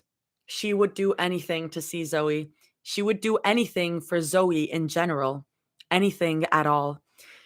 Her room is on the top floor of the hotel. The hallway is long when she gets there, and her staff has and her staff has to squeeze into a single file line with her squished in the middle. One from her staff comments slightly. The walls are thin up here, but I'm sure your neighbors will be quiet. Rumi counts the numbers on the doors and mumbles them to herself. She periodically checks the number on her hotel card, as if it'll change each time she looks away. They find her door at the very end, private, just the way she likes it. There's only one door next to her. There's a silver platter with half-eaten lobster thermidor and roomy Roman grapes sitting outside of the door, waiting to be taken away by a staff member. Oh my god. Oh my god. Oh my god. Oh my god. Oh my god. Oh my god. Oh my god. Oh my god. Oh my god. Oh my god. Oh my god. Oh shit. Shit. Shit. Shit. Shit. Shit. Shit. Shit. Fuck. Shit. Shit. Shit. Shit. Shit. Shit. Shit. Oh my god. Oh my god. Oh my god. Stop. Stop. Stop. Oh no. No. No. No. No. No. I should have figured it out. Like, duh. Is Jamie here? Is Jamie here? I'm gonna check. Because I'll only do it if Jamie's here. I don't want to do this. Jamie, I made the cookies. I made the cookies. And I wasn't gonna do this. I wasn't gonna do this. But then I was like, you know what? It would be fun to do. It would be fun to do for the bit.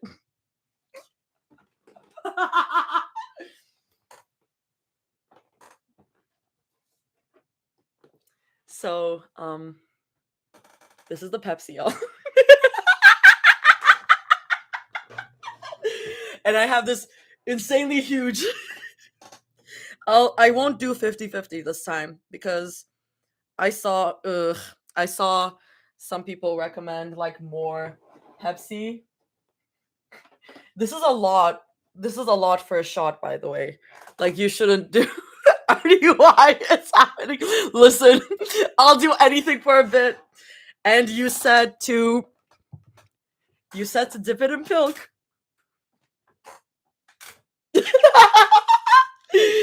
Oh, the shit that I do for the bit. I have a little bit of the cookie. Oh, I hope that I don't like drop this from laughing. Oh, it fell into that. Wait. The cookies taste is overwhelming, so I hope I don't spit it out from laughing. I'm gonna start like cackling. Yeah, we did it. Oh, more Pepsi is the way to go. More Pepsi is the way to go. Whoever said that was right. Suck it!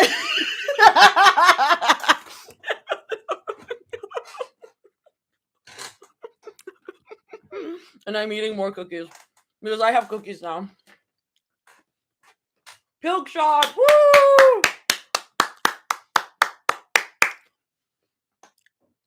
Make it with alcohol though. Listen, Lauren brought up doing a drunk stream, and I might, because I think it would be fun. But today's not that stream. I need to like prepare for that. I'm gonna need to plug my computer in because the battery is draining. But I'm here. Okay, y'all, we're back. Thank you, Jamie. We all say in unison. I hope they're having fun right now. Listen, with more Pepsi, it wasn't as bad. It really was not. Am I gonna feel it later? Probably. But I also didn't get like too bad after like having like half like quarter cup of Pepsi and quarter cup of milk, and that was more than this. So I think it should be fine. I think it should be fine. Maybe the shot caused brain damage. We shall see. We shall see. I'm lactose intolerant, so this works in my favor to never try it. You can try it with lactose-free milk, duh. You can try it with lactose-free milk. Uh, Paralyzer is a common drink in Canada, Coke, milk, and liquor. That's crazy. That's crazy. The fact that pilk is even a thing is crazy to me. But whatever. Is it like actually consumed by people though? Almond pilk. No. Almond pilk. For the lactose-free version, I guess you can. I guess you can. I bet it would be better, I guess, because it wouldn't curdle. It wouldn't curdle. That was not related. Guys, I made bad decisions today. I had like, you know those spicy carbonara ramyun? I had one of those in between streams. And I also just drank a shot of pilk. And I'm also eating cookies. So that's going to be a crazy mix. I am also on my period.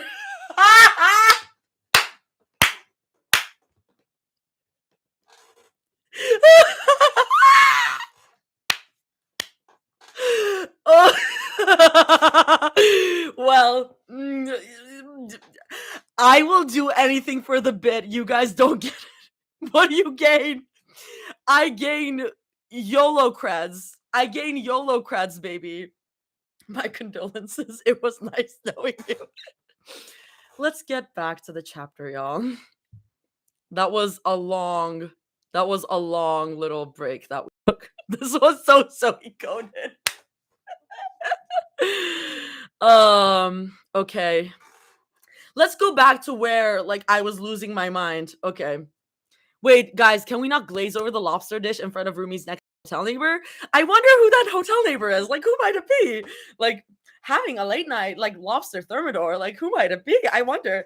Oh. There's a silver platter with a half-eaten lobster thermidor and ruby Roman grapes sitting outside of the door, waiting to be taken away by a staff member. Great taste in late dinner, Rumi thinks to herself. Killing myself. She collapses on her bed as soon as her staff finish checking it out for her, and she strips herself of her makeup and outside clothes. Her fluffy pajamas make her want to sink impossibly further into the mattress. Rumi doesn't dream that night. Not really. She only sees a black screen behind her eyes, just as she does on most nights. Dreams don't really come to her as easily anymore. But at least she can hear those light giggles in her head, ones that she hears almost every day, every single day over the phone or through her headphones or coming from a stream. It's paired with that deep, gentle chuckle, the one that haunts her. Rumi wakes only 5 hours later. The sun hasn't even come up on the horizon. The normal course of action would be to go back to sleep. She can't, though, when her heart keeps feeling as if it's beating out of her chest. The excitement and the anxiety fight so hard in her stomach that she nearly throws up, and Rumi has to sit up in her bed to keep the puke from rising in her throat. Rumi gets up and showers at 5 in the morning. At least the bathroom in this particular hotel is nice, and their towels are so divinely soft that she almost wants to rub that against her cheek. With her hair up in a towel, Rumi does her morning routine. Zoe's playlist plays through her phone speakers while she situates herself in front of the bathroom mirror. She brushes her teeth and washes her face and makes sure to use mouthwash at least twice with the strongest mint flavor possible. For no reason. Oh god, she's so desperate. Rumi checks her Zoe notes while she blow dries her hair. She has notes on Zoe's favorite flowers, favorite books, favorite spots in Burbank, and everything that she would need for a meeting like this. Rumi even made an itinerary for the 2 days that she's here so that she could treat Zoe to a nice weekend outing, mug painting, bowling, watching a movie, complete with the yawn and stretch move that she practiced, and a nice treat to the spa and hot springs. That was just for day one. But her stomach rolls with anxiety again as she goes over her neatly made itinerary. Zoe has no idea she's here, which is great in terms of surprising her. But what if she doesn't like the surprise? What if she sees Zoe and Zoe glares at her and hits her chest and blames her for her father being put in the hospital, and she calls her evil and she says she doesn't ever want to see her again, and Rumi purses her lips. That's the plot to one of the K-dramas she acted in. Doesn't make it less scary though. She finishes getting ready at 6. Zoe won't be up for a few more hours though. 6 if she's unlucky. And Zoe had spent last night studying or working on an assignment. From Zoe's last couple of texts, including the one where she exclaimed that she just made the best concoction known to man, was made the best concoction known to man that was sent at 4 in the morning. Rumi guesses the latter. Rumi spends her time hitting up Zoe's favorite breakfast spot. She's chauffeured there, and a few of her bodyguards hang back near the corner in case anything goes wrong. Nothing does, thankfully. She just has her fill of a blueberry muffin and a rose latte. She doodles in her notebook and fixes up some of her lyrics to pass the time in the coffee house. She figures out why Zoe likes this spot so much just by sitting in the corner. It's quaint and homey, and the smell of delicious coffee and muffins permeates the air and spurs her to work harder. Her phone rings at 11:30. She smiles when she sees Zoe's contact name. "Hi, sweet pea," Rumi gently murmurs into the phone. She keeps her voice low to keep people from recognizing it. She turns her head away to face more of the wall. "How was your sleep?" Zoe groans into the phone. Rumi can hear the gentle rumble of a bus humming from Zoe's end. She also hears she also hears Zoe stretch and squeak in the way that she does whenever she puts her arms over her head to crack her back in the mornings. It makes Rumi smile to herself. Suppressing a yawn, Zoe mumbles, "Hi, Stardrop. Hi, Stardrop. I was fine, but my dad woke me up way too early. Told me that he hated hearing me snore next to his bed and that I needed to get out of his room before he smothered me with a pillow." That makes Rumi giggle. Zoe's fallen asleep on the phone with her before, and she's heard those gentle snores firsthand. They're adorable. Even though Zoe's voiceover the past week and a half has taken to sounding more exhausted, still thinks it's adorable. "So, what are you up to now?" Rumi asks evenly. She tries her best not to sound suspicious. If she remembers correctly, Zoe doesn't have class over the weekend, and she doesn't have too much homework to do. That either means she's out getting groceries or "I'm getting coffee soon," Zoe chirps. Rumi freezes. "What where?" she asks weakly. "Oh, just the one near the hospital," Zoe replies offhandedly. Rumi's leg is shaking under the table with her nerves, and she clutches her knee to make it stop. "Never been, actually, but a classmate told me that it was pretty good, and I want to check if it's legit." Rumi loosens a breath. That means it isn't here, then. "What are you planning to do after that?" she asks, then almost immediately cringes. Does that sound too forward? It probably does. Zoe hums in thought. Not sure. I was going to think about it some more after I got some coffee in my belly. Maybe a head start on my assignment? But it's not due till next week, and my profs have been giving me hell extensions that I sent them emails about. hella extensions after I sent them emails about my dad. So I'm not too worried. What do you think? Rumi opens and closes her mouth. She settles on saying, I mean, yeah, I think studying at a cafe sounds nice. Makes for a chill day. She doesn't sound chill in the slightest. She winces. Zoe hems and haws. Then she answers, ooh, I think you're right. Better than sitting around worrying about my dad all day. What about you? What about me? Are you doing anything fun later? It's like 4 a.m. there, isn't it? What are you doing up? Are you working late again? Zoe's throwing so many questions at her that Rumi starts to sweat again. She wipes her hand on her thigh. She's usually good at keeping track of Zoe's questions. Zoe groans and scolds. Please tell me you aren't staying up to write your songs again. It's not healthy for a musician's mind to stay up for that long. It's better to come back to it later when you're well rested and not, trying to force yourself to come up with with stuff on the spot. But then again, you've done this longer than I have, so what do I know? She laughs nervously under her breath. Rumi opens her mouth to reply about Rumi opens her mouth to reply with something about how she's absolutely right and that Zoe should take more credit for what she does. But a barista calls out, "Order for Maggie." Rumi winces. She didn't have enough time to cover her phone mic to muffle that. What was that? Zoe asks curiously.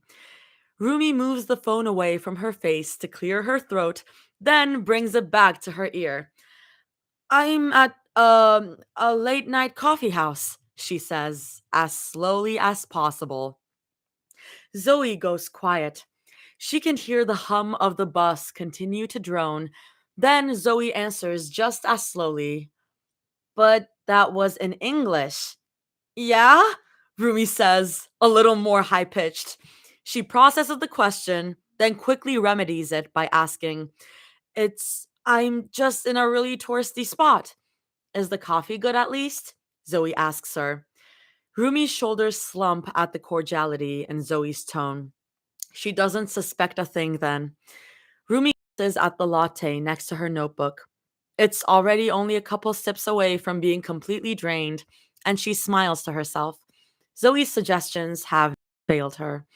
She hopes that she can come back here with Zoe soon, maybe tomorrow if they have the time. I like it a lot, Rumi answers honestly. Zoe giggles. It spreads a smatter of butterflies through Rumi's stomach. Or it could just be the milk in the latte. Take me there if I'm ever in the area, Zoe tells her seriously. I'm always down to try new coffee, especially if it's with you. I'll hold you to that, Rumi says with a beam. She can feel her cheeks aching from how hard she's smiling. Zoe never fails to have that effect on her. She clears her throat, then continues. I have to go and wrap up something. I have to go and wrap up some things here. Have fun studying. I'll talk to you soon, okay? Thank you, Zoe says happily. She kisses Rumi through the phone, and Rumi scratches at her aching cheek with a finger. Even in a probably crowded bus, Zoe doesn't ever seem to mind giving her loud affection. You have fun too. Tell me all about what I missed when we talk again. I'll let you know if I manage to finish this stupid review soon or if I get distracted by another nature documentary. I hope not, Rumi says with a giggle. You should really finish studying sooner than later. It'll keep the rest of your week stress free. Plus, she has ulterior motives. But Zoe doesn't need to know that quite yet. Laughing, Zoe says, okay, okay, I'll try you. Rumi starts to grin. And Mira, her grin falls like a blown house of cards. She promised to give me some nerds gummy clusters if I finish studying, and I'm really craving gummies. What's your bargain? Mira promised to get her gummies? That's it? Gummies via DoorDash or some sort of shipping company? Ruby almost answers a new apartment, a new car, a row of sea turtles named after you and your family, or an entire mansion if you want. But Zoe would take all of those as jokes, even though they clearly aren't. And she says, well, what do you want, Zoe? I can get you any candy or album that you've been wanting, or a game. They're small things. Too small, Rumi always complains. But they're the only things that Zoe allows her to get for her without too much fuss, even though it takes upwards of an hour to get Zoe to agree on most days. She only she only ever accepts bigger things if they're for her father. And even then, Zoe would go on and on about repayments. The payment has always been making Zoe happy. Rumi told her that several times. Zoe just never seems to believe her. I don't need any of that. Mira's already got me covered with buying me something, and I already feel bad about it. Zoe groans, and Rumi sighs in fondness and exasperation. How about a selfie from you? A selfie from you while you're in the booth. You always look really pretty when you're working. Rumi opens her mouth to respond. Then she clamps it shut when she realizes that it's not a request that she can technically fulfill, at least not until she gets back to Korea in 2 days. But by then, Zoe would have complained about Rumi hating her for not sending any selfies at least 14 times. Rumi looks around her to try and spark an idea. Her eyes land on the art mural behind her, an avant garde piece with lots of brushstrokes in colors like blue and pink and purple, of course. And the idea lights up on the top of her head. Zoe will probably recognize the painting, but she won't believe that it's the painting in her favorite cafe. Would you accept a selfie of me in a coffee shop? Rumi asks slowly. She takes the latte on the table to bring up to her lips. I don't look the best right now, but I like the lighting in here. Oh, sure, Zoe chirps. But then she makes an offended noise and she scolds. Wait, what do you mean you don't look the best right now? You always look the best, especially without your makeup on or anything. You look really pretty like that, Unni. Rumi chokes on her drink. It almost splatters all over the table, spilled like the Jackson Pollock like strokes of the painting behind her. The rose latte dribbles down her chin, and she hurries to dab at her face with a napkin. Zoe laughs knowingly. She's an evil little gremlin, and she seems to take it in stride. Rumi pounds at her chest and strains out. Okay, I'll get you that selfie in a bit. Text me when you get to the cafe. Of course, Zoe says, the remnants of her laughter still evident in the way her voice lilts. Rumi's face burns with embarrassment. And you have my location on if I somehow forget or get distracted by something else down the street. Wait, here, let me check if I still have it enabled for you. There's some shuffling on her end. Then the quiet hum of the bus until Zoe slowly asks, Hey, wait, why is your location off? Rumi chokes on her drink again. Girl, in panic this time. Well, the last time was panic too, she supposes. Zoe gasps softly. Are you at some secret shooting place for a new K drama? You know I wouldn't say anything to anyone about it. Where are you? Oh my god, are you shooting for. Oh, Bobby's calling, Rumi says, a little too loudly. She pulls the phone away from her face. I think they need me back in the studio soon. I'll let you know how it goes. And I think my internet's breaking up. She crumbles a napkin near the mic to sell it.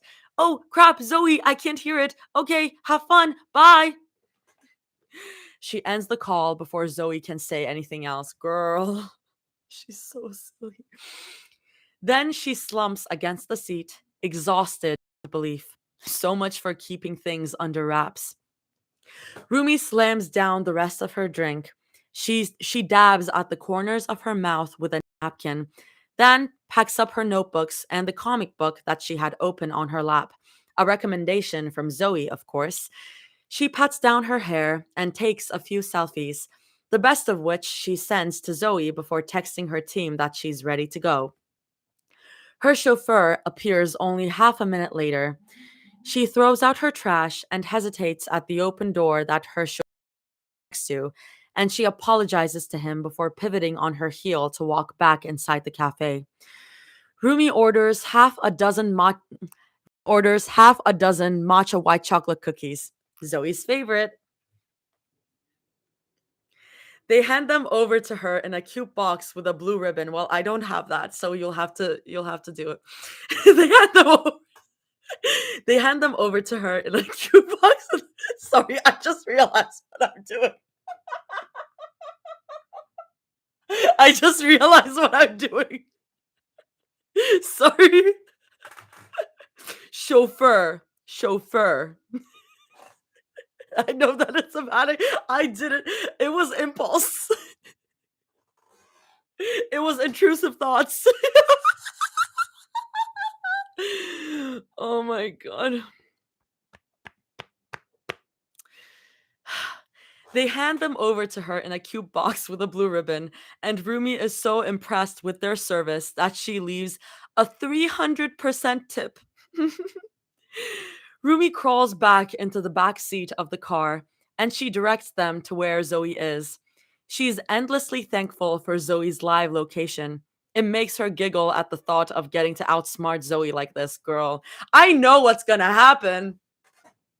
I know what's gonna happen. I can see it in my mind's eye what's gonna happen. Her leg shakes while she waits in the back seat. Each turn her chauffeur makes causes her stomach to lurch, which has never really been a problem before with her talented team. There are as many butterflies in her stomach as there are scorpions and the need to vomit. Not even Zoe's playlist humming around her in the car is helping out in any long-lasting ways. Rumi knows that she's nervous. She also knows that she shouldn't be. Zoe is the sweetest girl she's ever met in her life, and a big part of herself knows that Zoe would never turn her away for anything. Plus, Zoe likes surprises. Everything about Rumi's plan to meet her like this should be nothing but rainbows and sunshine for both of them. This should excite her, and she is. She is excited, but she can't help but want to die at the thought of someone making Zoe uncomfortable. Rumi even considers telling her chauffeur to turn around and go back to her hotel. She knows that she's being irrational. There's no way that anyone on the planet would turn down Rumi like this. At least most people wouldn't. Zoe wouldn't. She has nothing to worry about, realistically. But Rumi still worries. She worries because it wouldn't be the first time that she tries surprising someone and having it backfire in her face.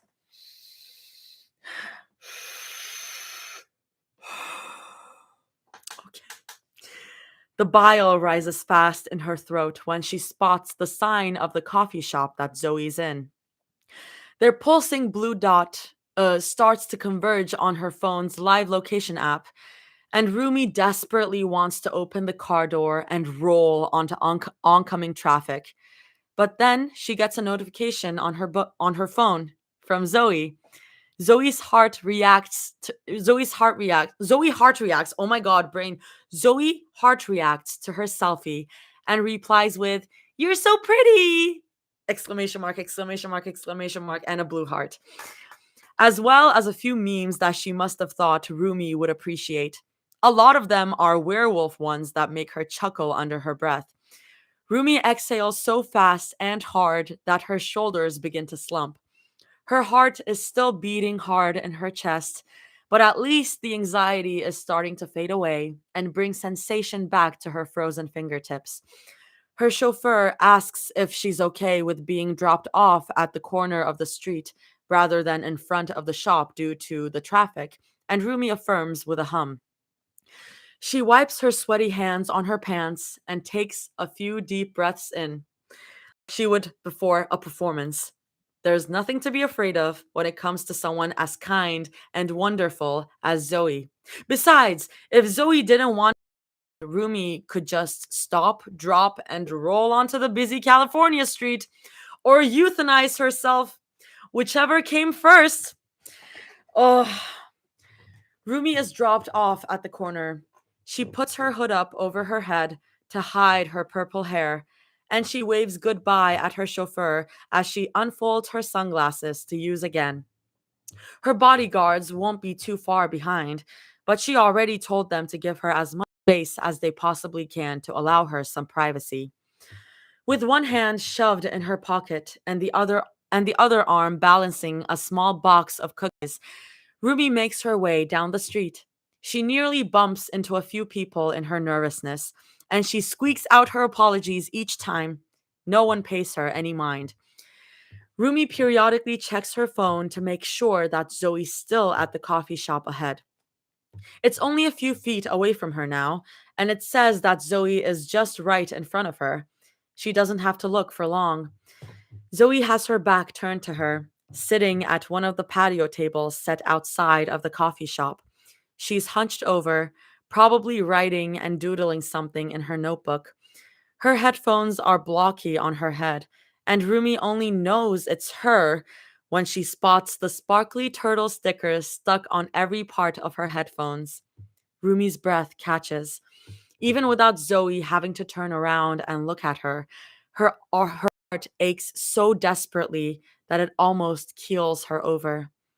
She walks faster. She mumbles her apologies to people that she cuts off or bumps into, but they're harried, quiet responses that fly from her mouth out of habit.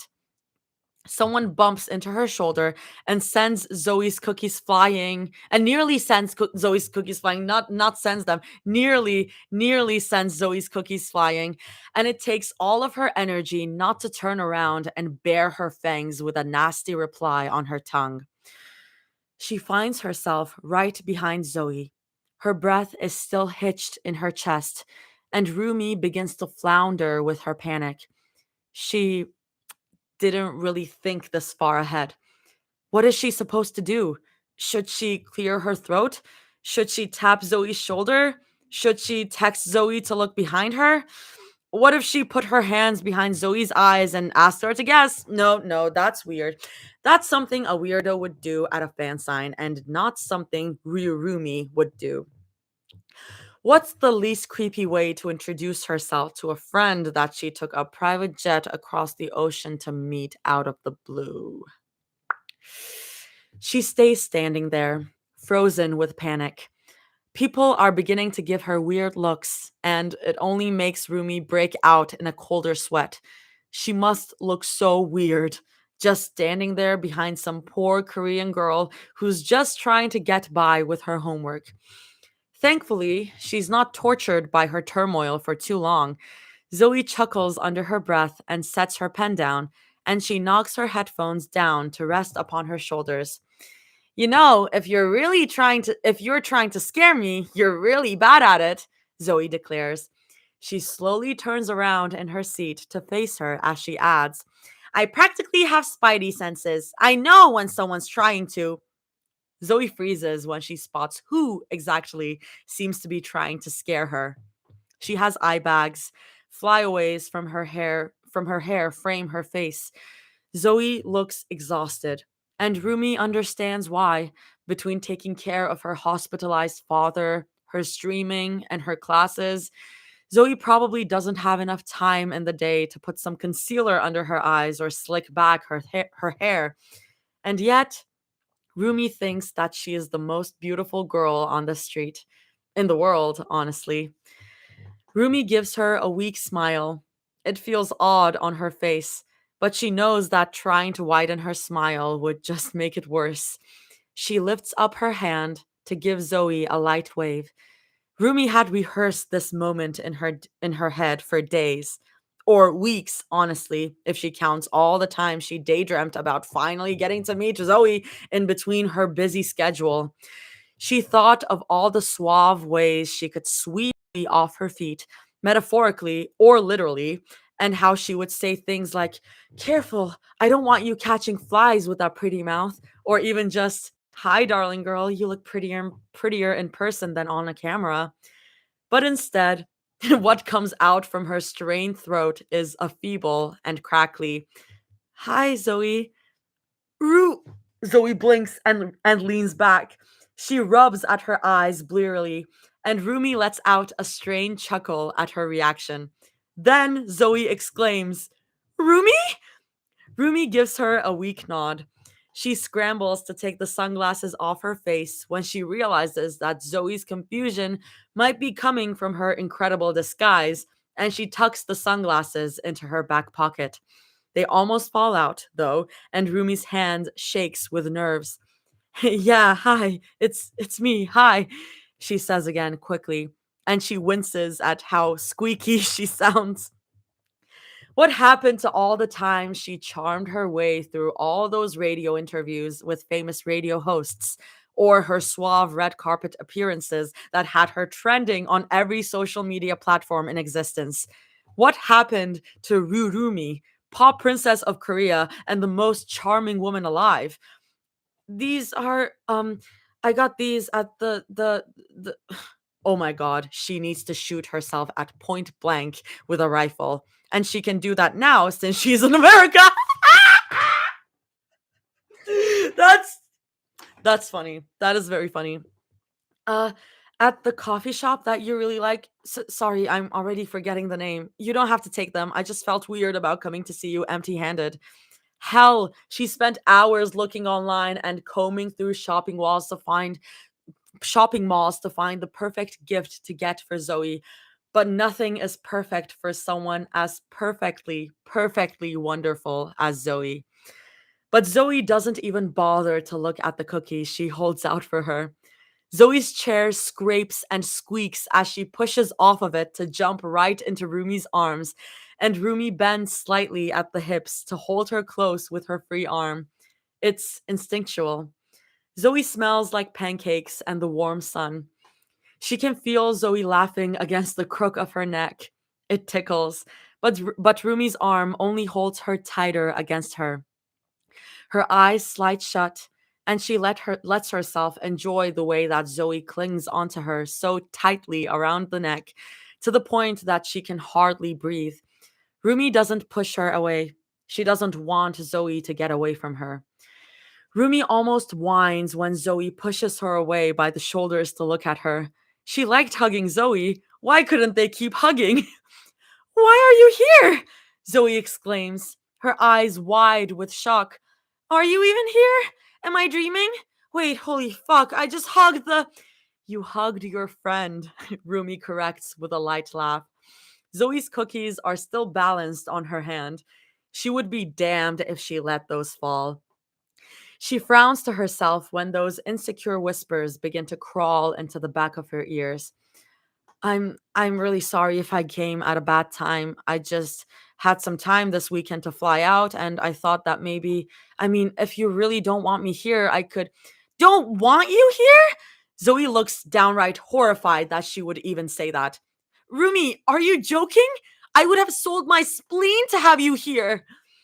Rumi laughs again. Her body begins to relax, but she also becomes more aggressively aware of the way that Zoe has both of her hands firmly on her waist. She's relaxed now, but definitely 10 times as warm. How long are you staying? Zoe asks, her eyes still wide. Somehow they seem to have grown even wider. Do you have a place to stay, or are you like camping out in your jet while you're here? My house has a guest room, and I'm sure my dad wouldn't mind you staying over. I mean, he liked the Sunlight Sisters when he was younger too, and I think his bias was Celine, but I'm sure it would be fine. Rumi shakes her head as fast as she can. Zoe's always looking out for other people, even when her life is a mess. She can't have that this weekend. It should be all about Zoe. I'm staying at a hotel, Zoe. It's all right, Rumi assures her. But then the thought of getting to stay at Zoe's house, or getting to sneak into Zoe's room and watching things on her phone together, or giggling the night away like teenagers at a sleepover, snakes its way into her mind just moments later, and she almost wants to slam her face against the wall nearby. She should have canceled her hotel reservation. So what if she owns part of the hotel company and that they always have the same room reserved for her? Rumi swallows back the regret and adds, and I'll only be here for the weekend. I didn't want to bother you for too long. You can never bother me, Rumi. You know that, Zoe exclaims, and Rumi laughs again. She feels Zoe tug her by the belt loop. She's tugged flush against Zoe's hip, and Rumi's laughter dissolves like a packet of saccharin. Her heart flips like a fish in her chest. You should have told me that you were coming. I would have made an itinerary for us. Zoe whines, chin tilted slightly upwards to meet Rumi's gaze. Zoe looks adorable this close to her. Her breath almost smells like iced coffee and warmth, and it takes all of Rumi's willpower not to lean down. And Rumi clears her throat. I got you covered. Don't worry, she says smoothly. Zoe lets go of her waist, and Rumi takes a half step back, not because she hated being flush against Zoe, but because she enjoyed it maybe a little too much for a conversation like this. Rumi continues proudly. I looked up a bunch of things we could do while I'm here. They're not anything special, but I just really wanted to take you out. She coughs into her fist and waves her hand in front of her face as if to physically dispel the implication and give you a break. I mean, you've been working so hard lately. The least I could do for you is be a good friend and have you relax. She winces again. It keeps coming out so wrong. Oh, Rumi, Zoe coos, and Rumi melts at the way she says her name. You know you didn't have to do that. I wanted to, Rumi tells her happily. She can feel herself smiling again, but she doesn't really care about how it comes out anymore. And I promise it's nothing too extravagant. I knew it would stress you out some more. I think I had mug painting booked for us after we eat some lunch at your favorite hole in the wall spot that you were telling me about, and then wait, Zoe's eyes widen, but it looks more like panic this time around. Today? Rumi tilts her head. Yes, today. It's Saturday today, and I said I was here all weekend, she muses. Maybe all the time Zoe had spent studying and taking care of her father made her lose track of time. Rumi isn't there to judge her for that. Oh, Rumi, I'm really excited to go mug painting later, but Zoe blinks and she looks around. While she has her head craned to look for something that doesn't even seem to be there, she says, I just, I don't know if that's something we could do. Oh, I'm so sorry. Are you busy this weekend? Rumi asks her mournfully. The box of cookies hangs at her side like a rejected bouquet. I don't have any problem canceling the reservations I made. I'm sorry. I remembered you telling me that you didn't have anything to do, but I should have asked. No, no, it's not that, Zoe says quickly. She also takes the cookies in Rumi's hand, and Rumi perks back up with a smile. It's just, I I don't think you're the only one who thought it was a good idea to. She smells pink peppers first.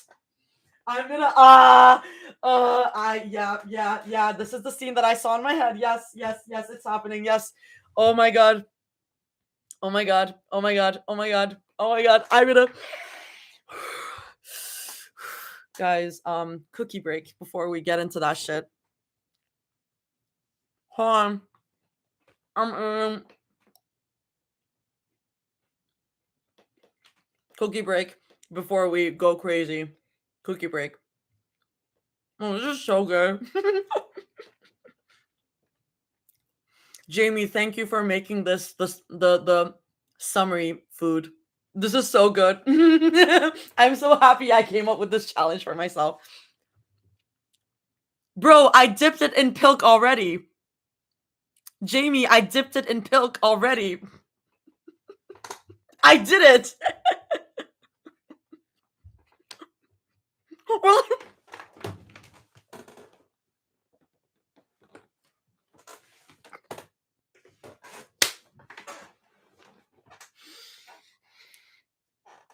Are you telling me that I need to do a pilk shot again?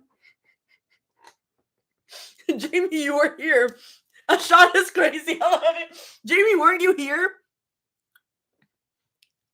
You weren't? Well, that's embarrassing. Well, that's embarrassing. Jamie, were you not paying attention? I left to do laundry.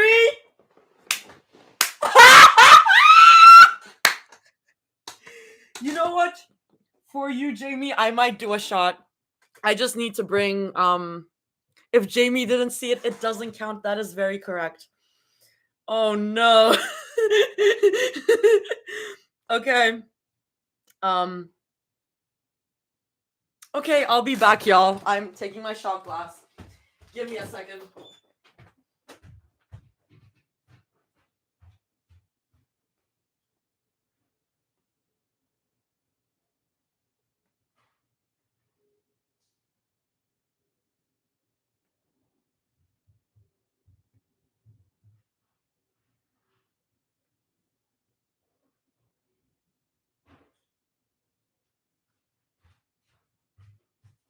Well, that was embarrassing.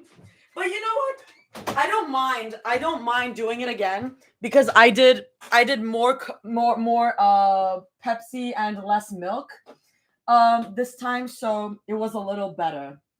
Um yeah. Yeah, that seems about right. I don't want to make it as much as last time. And this is definitely more Coke than milk. If we never see Artie again after today, we all know what happened, and we're blaming Jamie. Jamie, are you here? Because I won't do this if you're not here. Again, I want to silence for Artie's stomach. Oh God, Artie! Wait, Reef, what were you here when I did it the first time? No, the Minho account. No, here's the thing. Here's the good. I am here and recording. Listen, this is what it looks like. I did it already. Yes, I thought Jamie was here. Here, delicious. Guys, the cookie is so good. Mm.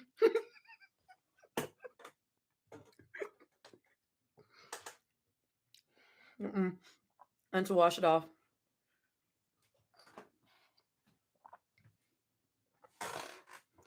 Period.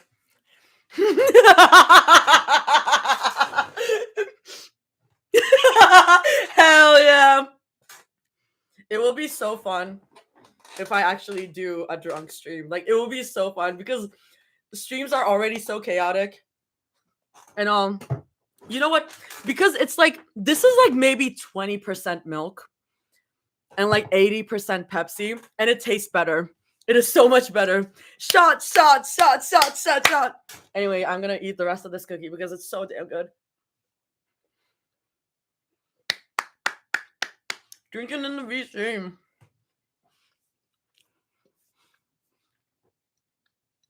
Wait, Reef, were you? You're banned from the grocery store. Banned.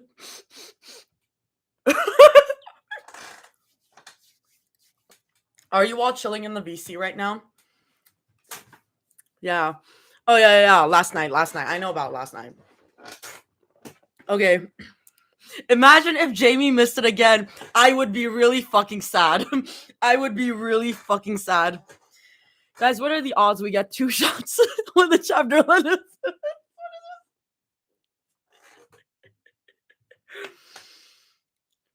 Okay.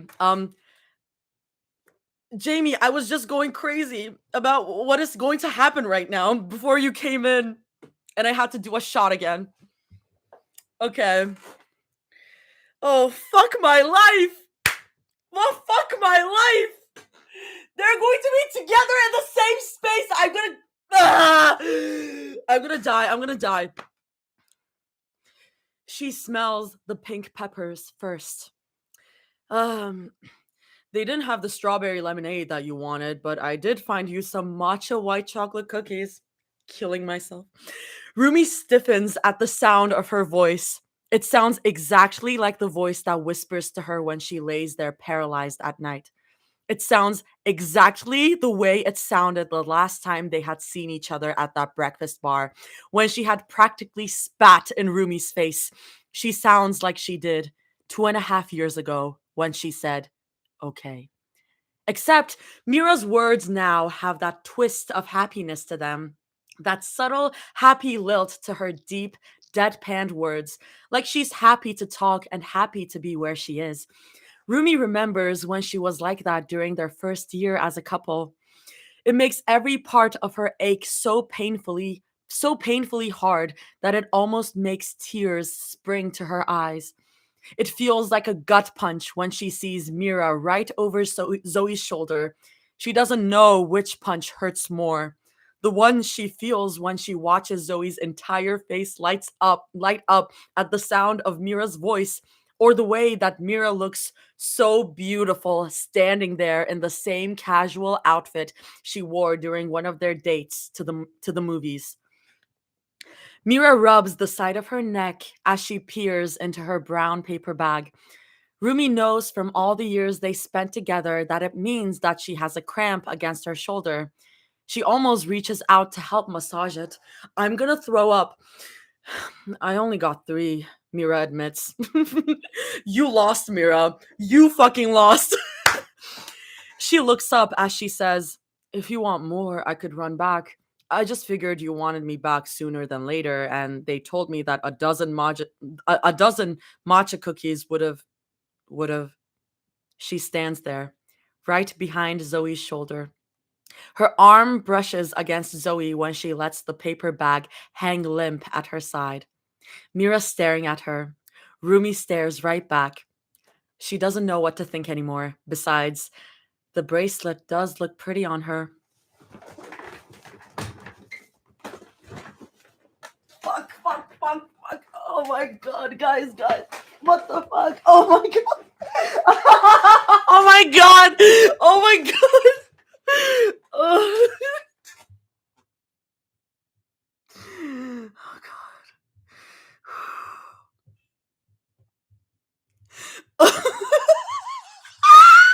I will read the snippet, guys. Don't worry. And I'm sinking now.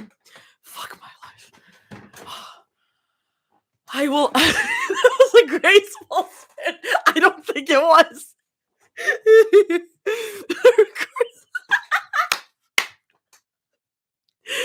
Notes. It took us 10 chapters to have them all in the same room for once, but yay! Yay! Are we yaying, Jamie? I am yaying. I'm eating this up. Anyway, also for the crazy conspirators out there, yes, the title is a metaphor. Look at that one Rumira chapter a while back and control F the drinks. Oh, yeah.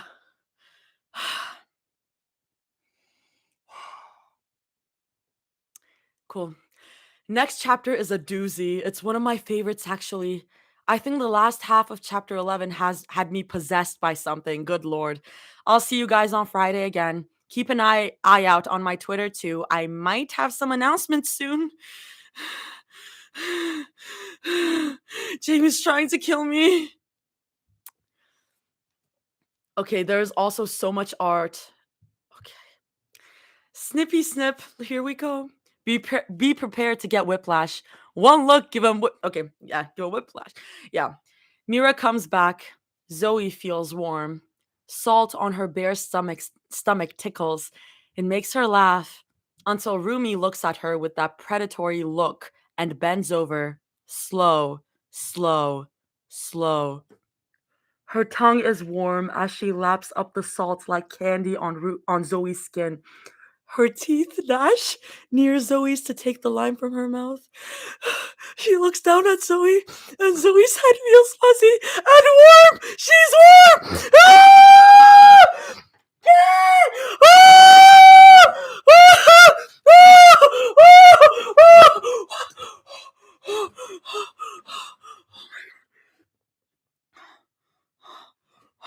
I'm gonna read that again. Oh my god.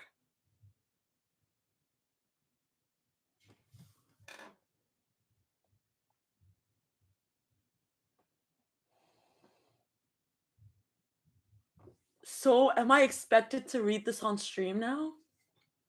Because I might die. I might die. Well, look at Whiplash. Let's play Whiplash after this. I need that chapter right now. Cut the cameras. Is this from next chapter? This is from that next chapter. Guys, I'm gonna have to check my schedule again. Give me a second. Oh my god. Wait. What happened, Max, is that I just read the snippet for the next chapters. God. It's chapter 11. Are we already getting shit like this? I scrolled and saw panicked Artie. Are we good? Reef, I am not good. Reef, I am not good. The girls be getting spicy. Cause I'm too spicy for your heart. Oh my god. Oh god. Oh my god. Wait, I'm gonna read that again, Reef. And it's okay. It's okay. I'm gonna read that again. This is the third time I'm reading it because I read it to myself for the second time. Oh my god. I'm gonna die. I'm gonna die reading this chapter. Mira comes back. Zoe feels warm. Salt on her bare stomach tickles. It makes her laugh until Rumi looks at her with that predatory look and bends over. Slow, slow, slow. Her tongue is warm as she laps up the salt like candy on Zoe's skin. Her teeth gnash near Zoe's to take the lime from her mouth. She looks down at Zoe, and Zoe's head feels fuzzy and warm. She's warm.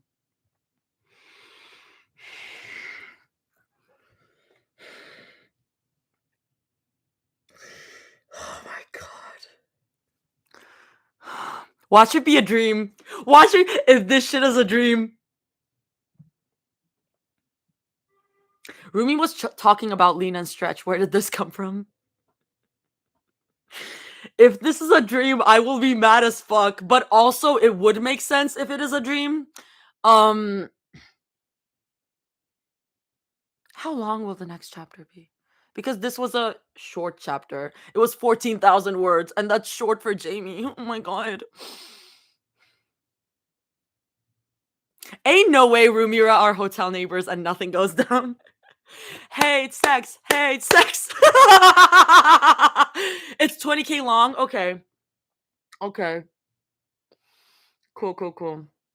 Cool. Cool, cool, cool. Jamie crazy. I average like 6k a chapter. Jamie is crazy. Jamie is crazy. And the chapters come weekly, which is like, how do you even have time for that? Anyway, I'm gonna die. I'm gonna check the art real quick. Cause I'm too spicy for your heart. Yeah, yeah. Am I the one or just a fill-in for another? So I saw this one. I saw this one and I like this one. It's by Prince. Prince is always out here making peak.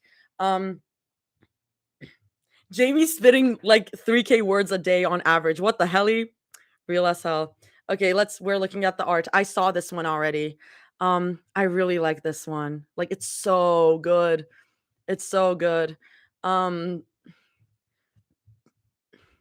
Gorgeous animation based off. Oh, I think I saw this one too. Yeah, I saw this one. All of these, I might have seen all of these. You should go to sleep. I love this one. I'm not tired. Sure, you're not tired. They're so You cute. sound a little tired. Yeah. No one fucking asked you. No one fucking Jesus. asked you. Fuck off. You fuck off first. Fuck off back to the hole that you crawled out of. Oh god, they're so funny. You are quite literally in my space. You're quite literally in my space. You're quite literally in my space. I love Go to sleep. Guys, I love the RP accounts so dearly. I think they're awesome. Art from that ending scene. Wait. Fuck. Fuck. Fuck. Fuck. Yeah, Solar is crazy. Solar is very crazy. Art of Zorumi meetup. Oh my god. Oh my god. Oh my god. Oh my god. Oh my god. Oh my god. Oh, they're so pookies. They're so pookies though. The RP accounts are amazing. Even more art of Rumi. Did Choi Jung Ho Nim get the pillows yet? Hehe. Pepsi. And after, oh, it's just Bobby being like, "This is cute. This is really cute." Oh wait, sorry. The I just saw the caption. Mira used to tell her that she ran warmer than usual when she's stressed. Killing myself anyway. More beautiful art. Give me that candy floss spoilers. Doesn't know if she wants to kill her more than she wants to kiss her. Hoping they won't try to murder each other. Damn, she looks so hot. No, this is the dynamic. This is the dynamic. Like it's like, guys, it's so much better when the people who love each other also want to kill each other. Killing as a metaphor. Murderous instincts as a metaphor. The art does go hard. I'm gonna throw up. I'm gonna die. I'm simply gonna die in the next chapter. I'm simply gonna. Toxic Yuri for the win. God, I need to finish chapter 11. You do, but also take your time. Like, please, please, please. The people are waiting. That's true. There's nothing hotter than ending an argument by kissing the other person. True that. True that. True. Toxic Yuri for the win. Like, guys. Oh my god. Okay, I'm gonna say hi to the YouTube. Bye, YouTube. I think that's enough for the YouTube. Bye, YouTube.